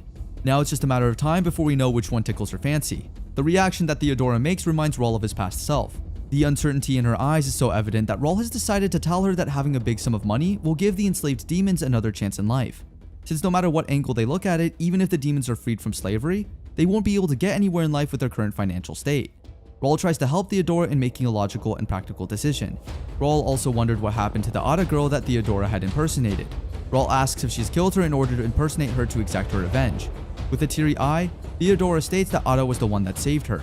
The day after the box containing Charles' remains was found in front of the door, Ada's mother immediately arranged for the funeral. Because of her daughters, she didn't tell anyone how her husband had died. 1 week later, her mother told Ada about how their father died at the cost of trying to free the demons from slavery. Ada cried her eyes out after hearing the shocking truth. Her mother then informs her that the demon her father had successfully saved is currently at a healer's house. Since their father has failed to deliver the truth to the capital, Ada's mother wants to fulfill her husband's last will. That's why she wants Ada to come with her to the capital and tell everyone about what happened. But since Mr. Allingham is probably watching their family's actions, her mother suggests that she use the magic of transformation and check the said demon. When Ada got to the healer's house, Theodora was seen resting in her bed full of bandages. The healer then informs Theodora about Ada being the daughter of the man that saved her, but instead of saying thank you, Theodora shouts at her, saying not to step any closer. However, no matter how hard Theodora tries to sway Ada away, Ada keeps on visiting her every day. Ada keeps on asking her for her name, calling her Lady Demon most of the time. It reached a point where Theodora was so annoyed that she accidentally told Ada her name, which is Theodoru, but Ada ended up hearing it as Theodora. hence why she is now called Theodora. The relationship has grown stronger each time Ada visits. At this point, Theodora has already learned about what happened to Ada's father. That's why when she says she's sorry, Ada just hugs her, saying thank you. Since that moment, the distance between them has shortened dramatically. After that, they started talking about what had happened before and what they had to do next. Months later, the day of them finally traveling to the capital with the help of Wendell has come. Theodora and Ada were so excited. As Theodora steps out of the healer's home after months, she is so thankful to Ada for her being by her side throughout the whole time. As she sees how happy Ada looks, she promises to make sure to protect Ada's smile no matter what. On the way to the capital, it will take them half a day to reach the cabin in the forest. However, Ada assures them that once they get there, they will definitely be safe. Along the way, they come across some of Allingham's men. The two had tried to be as discreet as possible. However, Theodora thought that if they took a detour, it'd take them until nighttime to reach the cabin. And as we all know, traveling in the dark is far more dangerous. That's why Theodora suggests she'll act as a decoy. During that opening, Ada will use her imitation magic to reach the forest cabin first. However, Ada is quick to disagree with Theodora's plan. After all, her duty is to bring Theodora to the royal capital, and she can't possibly afford to let anything bad happen to her. Theodora then assures her that she'll be okay since she'll use her imitation magic herself and transform into an animal and regroup with Ada after a while. Ada then tells her that she should not worry so much about regrouping.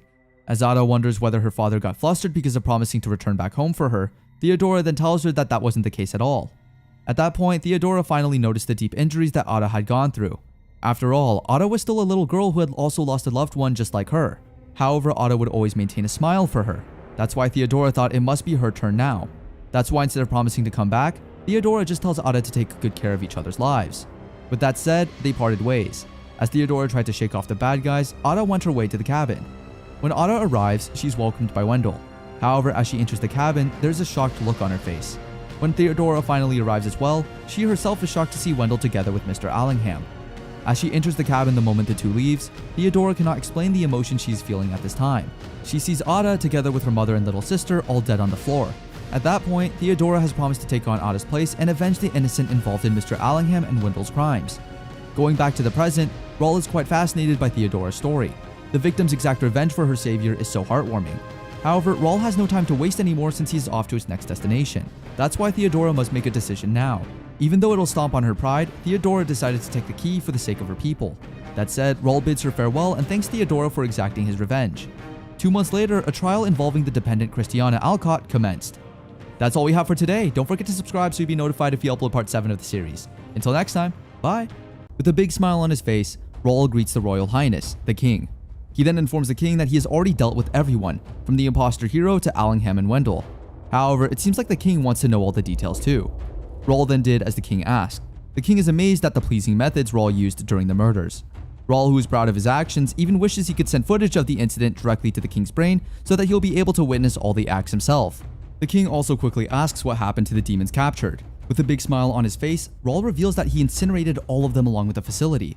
Although he has no intention of killing anyone apart from the people he wants to get revenge on, he just thinks that it might be a problem if the demons were to lead a rebellion in the future, considering Rawl is the one that killed the ruler of the demons. His decision is commended by the king, saying it was an excellent choice. After all, the demons are brutes no different from monsters. The king isn't afraid to spill such insults since he knows that the demon king is already dead, so there isn't anybody to be afraid of. In between their conversation, the king also remembered something. While Rawl is away, some delightful thing takes place inside the castle. This statement made Rawl curious. To make it even better, this said delightful incident involves the saintess, Christiana Alcott. However, it seems like Rawl already knows about the said incident. The saintess was subjected to a trial, and the news about it spread like wildfire. It is said that the saintess' use of her magic on the princess during the Central Plaza incident was discovered, and she is currently imprisoned. Since then, the citizens have been bringing the same complaints against her. Many claims, mostly men, that she is a witch. Due to the mountains of complaints about her, Christiana's trial began sooner than initially scheduled, and the closing argument will take place tomorrow. However, the king was able to think of a peaceful method to hear what the saintess had to say. He made her take down the high-grade monsters in the most delightful way possible. This made the king think that holy magic is truly troublesome in a way. Rawl then agrees with the king, stating that holy magic is indeed a strong power that would be able to kill him easily. This made the king wonder if there was any reason for them to kill Rawl. Rawl then honestly stated that there is a long list of that, like getting revenge for Victoria. However, the king was immediately enraged after hearing his imbecile daughter's name. As the king gets weaker and weaker, Rawl decides to take his leave and visit Christiana instead. The king, on the other hand, seems to realize that Rawl already has plans to exact his revenge on the saintess, considering he got back just before the trial. However, the king assures that there will be no issue since even if Rawl has plans, he will not be able to interfere with the trial. The king thinks that turning Rawl into a pawn will be useful. When Rawl arrives at the dungeon, he is not shocked to see the Saintess satisfying herself in front of prison guards. It seems like Rawl has already gotten used to the dirty nature of the Saintess. She is like an animal in heat, isn't she? As the guards feast on her body, the Saintess seems to enjoy the pain and pleasure all at the same time. She even instructs the guards where her pleasure spot is. She begs them to make her feel even better by penetrating her hard. The guards then decided to open the gates as their little friends couldn't take it anymore. But before they can even pleasure themselves, Rawl is quick to disrupt them from their enjoyment. It seems like the guards are still amateurs to fall for the Saintess' blatant seductions. The guards immediately flee due to fear that Rawl will punish them. Christiana then reasoned only to Rawl that the guards made her obey to do such nasty things. However, Rawl is already quite aware that it was the other way around. Christiana even attempts to seduce Rawl, but it seems like Rawl is not that easy to be tumbled. Rawl then uses his magic to cover the Saintess' naked body with a jute bag. He then quickly states that he is aware of the fact that Christiana has cast holy magic on everyone and removed the hoops binding their lust. Since the beginning, the Saintess has been pleasantly whispering into everyone's ears, whispering their reasoning and exposing their inner desires, like what she did with Wendell, the general, and the princess. Rawl knows that this is the way the Saintess has been offering her salvation. Hearing this made the Saintess smile, as the fact that Rawl had kept silent all this time really amazed her. Rawl then tells her to atone for her sins as the sentence of her trial is about to be made the next day. But instead of listening to Rawl, she states that she has always atoned her sins, together with everyone, to the afterlife. Christiana is rather carefree, knowing she would be Rawl's next target. It seems like she's even excited to finally know what kind of revenge Rawl will take on her. Rawl then states that he has been thinking up extensively for their date, so he hopes the Saintess will look forward to it. The next day, as the Saintess trial commences, so is Rawl's 7th chapter revenge. Everyone is gathered, looking, anticipating the verdict. Compared to others who have gone through such trials, Christiana is rather calm and cheerful. The trial begins when the first witness, which is Christiana's aunt, comes forward to the chair.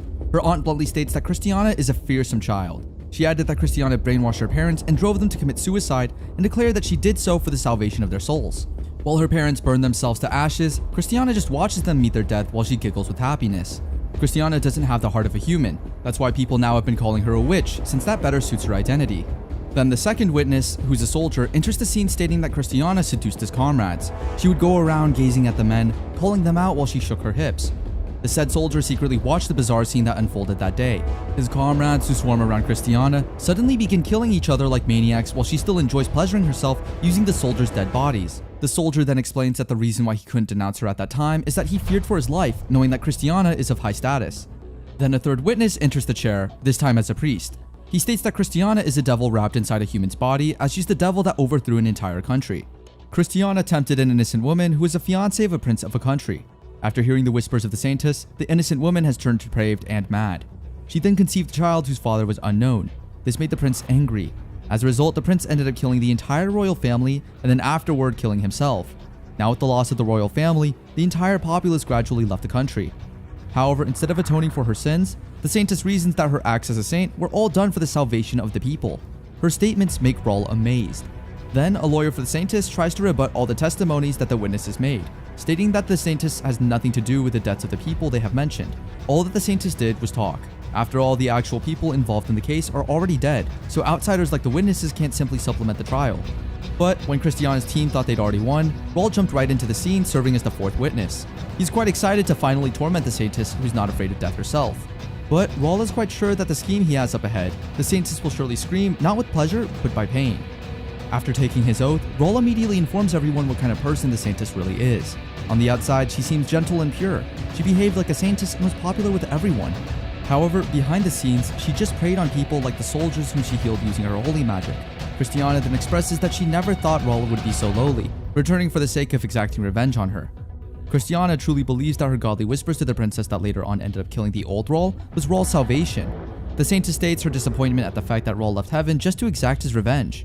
However, Rawl states that he came back from no heaven but was instead reborn from the depths of hell. While they are chit-chatting, the Saintess' lawyer has grown bored. The lawyer keeps on insisting that the Saintess has proven her innocence since the medical examinations on the dead victims show no signs of magic scars. Rawl then asks what was the crime Christiana got arrested for. The lawyer then responded it was all due to the assumptions that the Saintess had supposedly cast holy magic on the princess. In that case, Rawl suggested that they should just ask the princess herself if the assumptions were true or not. This statement made the lawyer somewhat confused since everyone knows that Rawl killed the princess himself in the most gaudy way possible. That's why there's no way possible that Rawl can get testimony from the dead. Rawl then states, what if the princess weren't dead? This made everyone silent. Now that the lawyer couldn't think of any rebuttal, Raul lets the princess, who is nailed to a cross, join the trial. Everyone is so shocked to see the disgusting and sickening state of the princess. However, the shock on the lawyer's face is indescribable, seeing that even in such a state, the princess is still bloody alive. Despite her miraculous survival, the court couldn't possibly be able to get any evidence of her in her current state. That's why the only way to know the truth is through physical examination. However, the saintess lawyer shows no worries, as he knows that the examiner will work in his favor considering he paid the old man a good amount of cash. As the examiner analyzes the princess's body, Mr. Lawyer is shocked by the old man's report. According to the examiner, the saintess's magic scars have been detected all over the princess's body, indicating that the assumptions were true, making the saintess guilty. This obviously made the lawyer angry, and to make it even worse for him, the examiner admitted his crimes of falsifying the evidence in the previous trials. Hearing this made everyone think of the lawyer's credibility. With this much humiliation, the lawyer insisted that Raul might have been controlling the examiner with his magic. As a result, a number of examiners are asked to analyze the old man, checking if the lawyer's claims are true. However, each of them gives the same result, stating that Raul didn't control the examiner with his magic. This made the lawyer go through a breakdown which amazed Raul. Now that the examiner has proven to not have been controlled, he expresses his desire to correct the results of the autopsies he performed prior to the princess's arrival. He states that all of the corpses he examined had magic scars from the saintess on them. At this point, the saintess's crimes are already evident, and Christiana's lawyer can't seem to accept the fact that he failed to win the case. He begs for the saintess to speak and defend herself. However, the saintess uses her godly whispers on the lawyer instead, making the lawyer go insane. As everyone watches the lawyer do stupid things, everyone is speechless when he jumps off the castle's glass window, diving to his death. That said, since everyone has already seen the true power of the saintess, indicating all the claims against her are true, the court has finalized their verdict. Based on the trial, the court has determined that Christiana Alcott is a witch, which means she is sentenced to be burned at the stake. A few days later, at the kingdom's central square, everyone gathered to witness the saintess's execution. However, it seems like the saintess doesn't even fear her own death. She even smiles at everyone while assuring them that they don't need to worry since she will now atone for everyone's sins with her death. As she gets nailed to the cross, the saintess shows a face of pleasure rather than of pain. She even asks to burn her more since the fire scorching her body is absolutely lovely. Everyone is shocked but at the same time frightened by the way the saintess acts. Even though she's being burnt alive, she stays bloody delighted. Until the end, the saintess died in pleasure. However, this was only the beginning of the show for Raul. Raul then takes the cross into his revenge museum. While he is arranging his trophies, a surprise attack catches him off guard. An arrow pierced his chest, which Theodora shot herself. Theodora can't seem to believe that she could defeat Raul this quickly. The powerful dark magic has deteriorated Raul's body, so Theodora has figured out that he'd be weakening against the light magic, but she never imagined it would be this serious. It seems like Theodora hasn't given up on exacting revenge on Raul. Theodora says that she never will.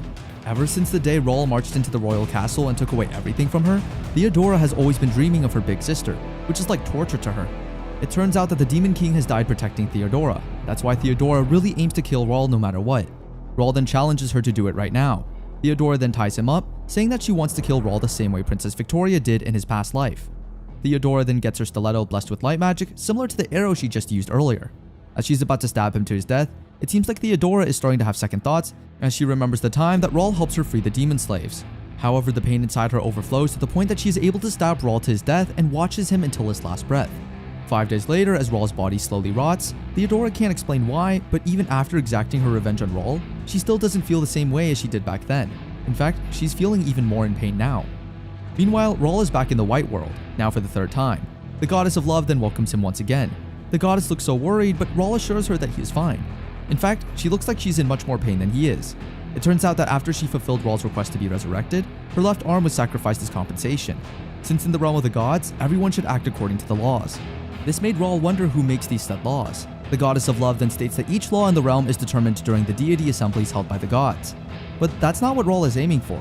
He then asks the goddess to grant him one more favor, which the goddess willingly does. As compensation to the goddess removes one of her eyeballs. She then summons a carriage that will take Raul to the Gate of Judgment, where he will meet with Christiana. At the said gates, everyone is judged by their sins, which determines their spirit's final destination. There are 3 of them: the land of the gods, reincarnation, and hell.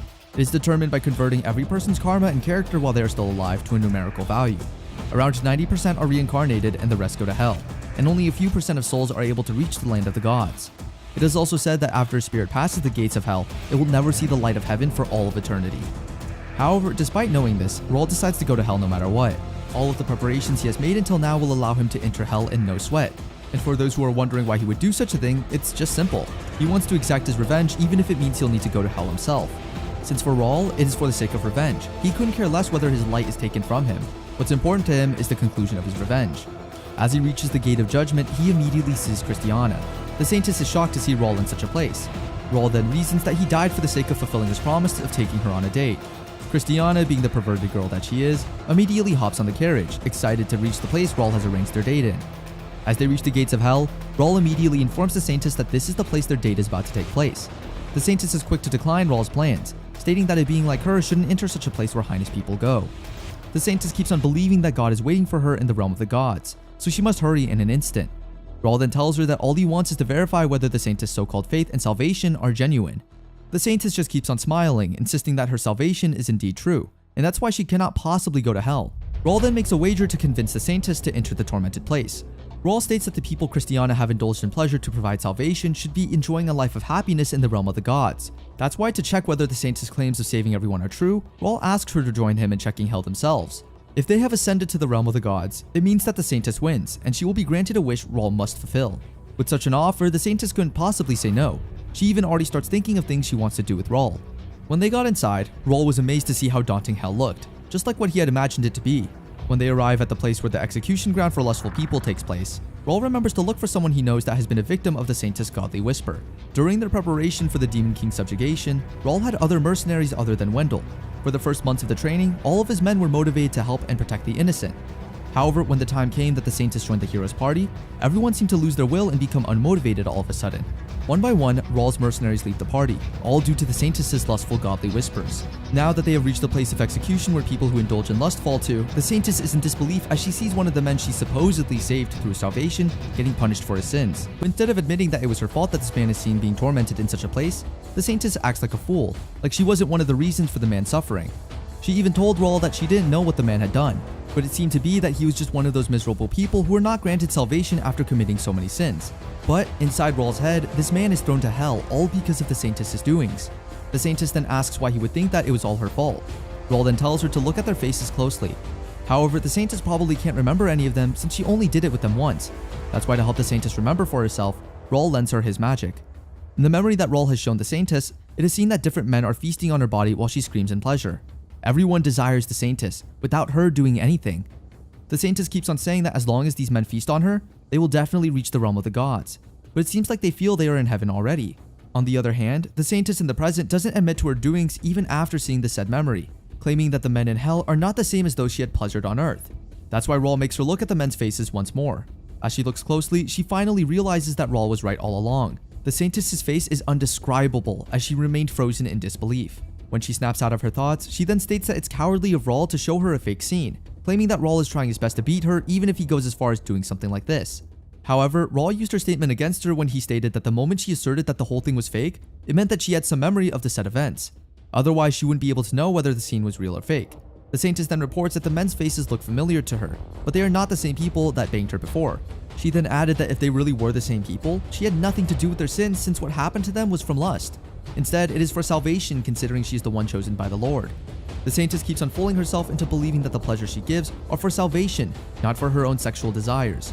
Even though she already witnessed the said men getting punished for their sins in hell, she still keeps on believing that they are all in the realm of God, enjoying life in heaven.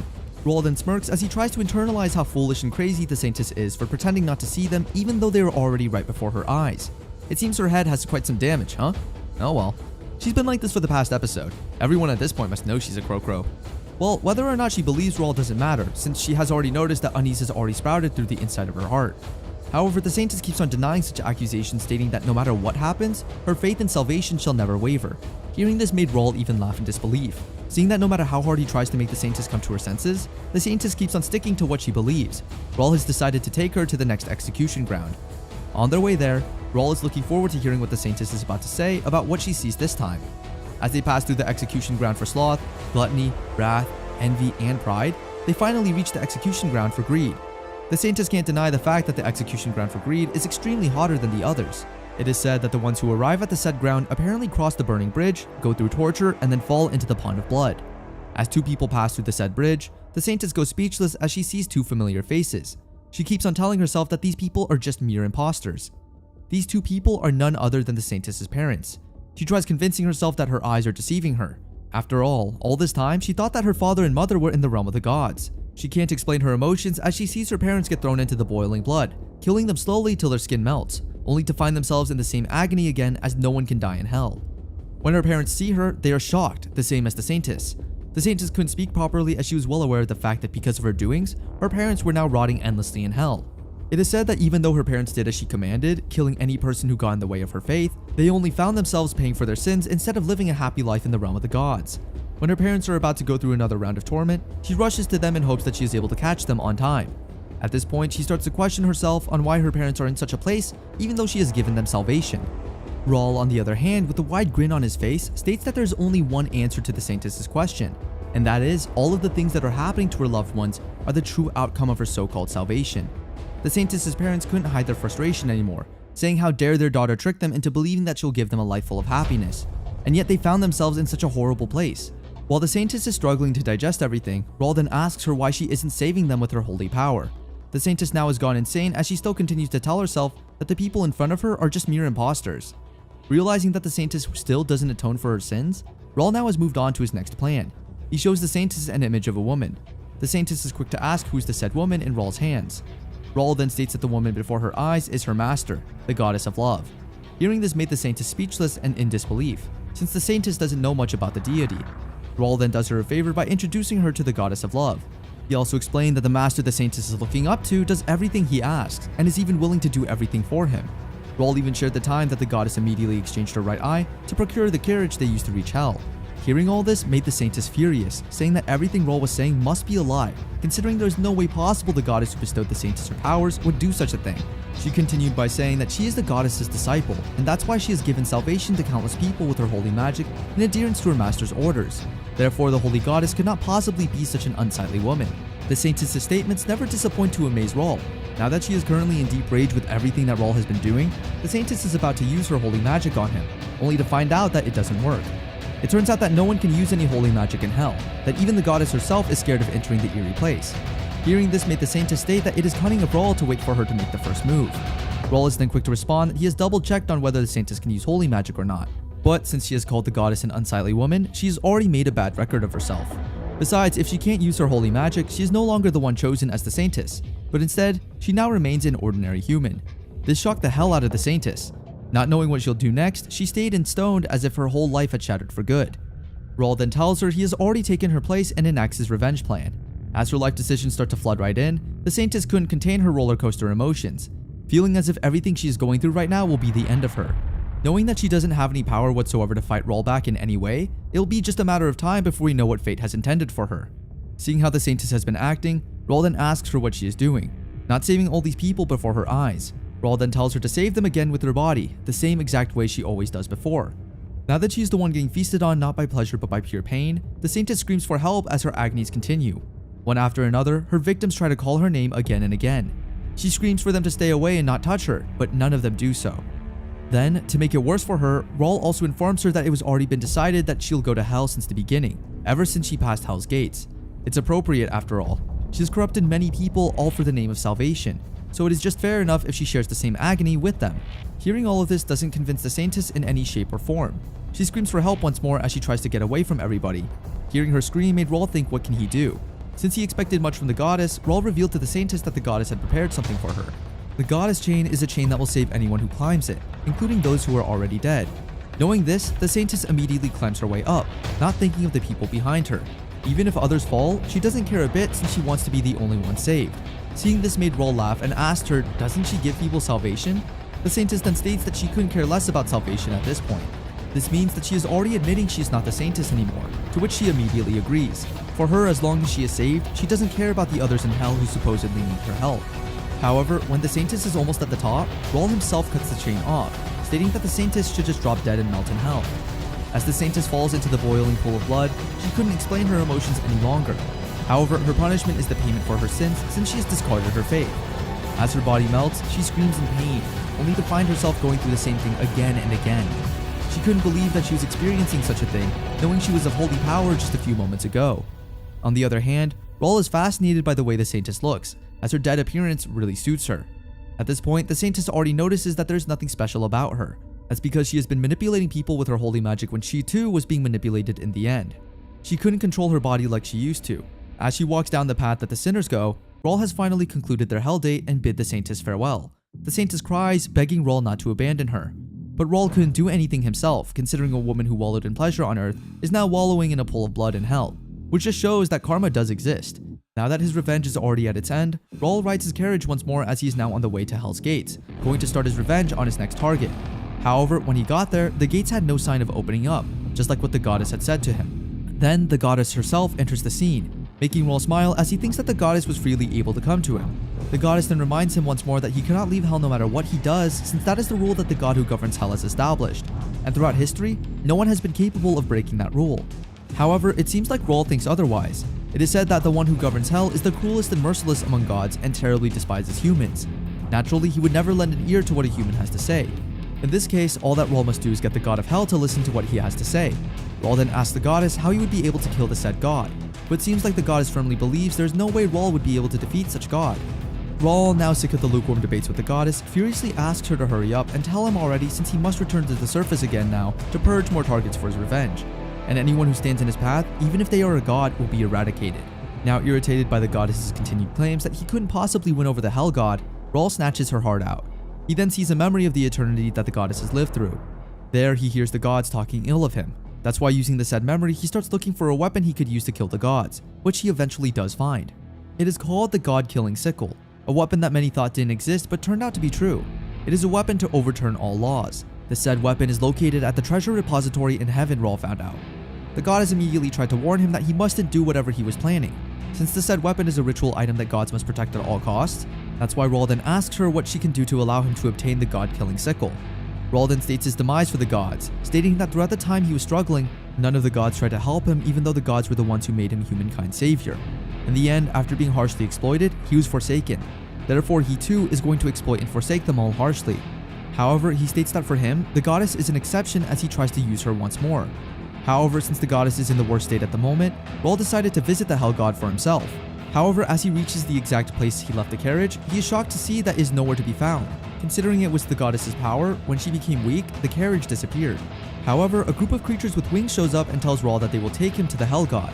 It turns out that these creatures are fallen angels who have been working for the said god since the beginning. On their way there, these fallen angels don't take care of Rawl as much, carrying him in the most uncomfortable way possible. That's why Rawl threatens to kill them if they don't treat him well. He orders them to hold him comfortably, and he promises he will not resist. At first, the fallen angels seem reluctant to even agree with Rawl's request, considering he is just a mere human being in hell. However, in the end, since the fallen angels are also scared of how the hell god will react if they are late with their delivery, they eventually give up and do as Rawl said. When they got to the god's castle, Rawl wasn't amazed by how it looked. As they finally reached the grounds, the fallen angels used the magical powers of a cane to open the gates. This made Rawl think that the said item must be a divine one. As the gates opened, Rawl and the fallen angels immediately went their way in. Inside, Rawl is yet again not impressed with the castle's aesthetics and ambiance. He even thought of decorating it with the trophies he has now in his revenge museum.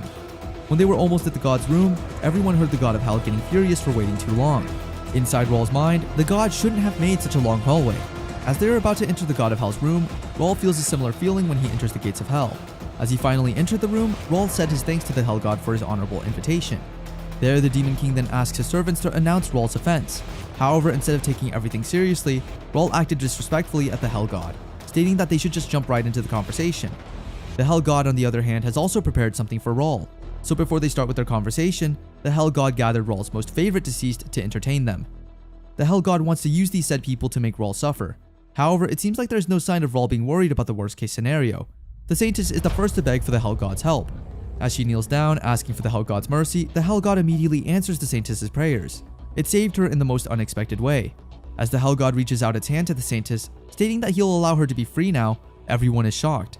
The Saintess is so happy that she can't contain her tears any longer. As she's about to say her thank you, her whole body hardens and turns into stone. When the hell god grasps her body, it immediately shatters into pieces. The hell god then states to Rawl that if he is hoping that the people he personally took revenge on will suffer endlessly in hell, he's mistaken. As of this very moment, the hell god will do their best to free everyone from their suffering so that Rawl will suffer as well. Hearing this, the people that Rawl has taken revenge on immediately rush toward the hell god in hopes that they would be next, as they aim to make their suffering end. However, we all know that Rawl wouldn't allow any of his toys to be taken. That's why when the hell god almost freed one of Rawl's victims, Rawl immediately rushes towards them and snatches the man away from the opportunity to experience any sense of freedom.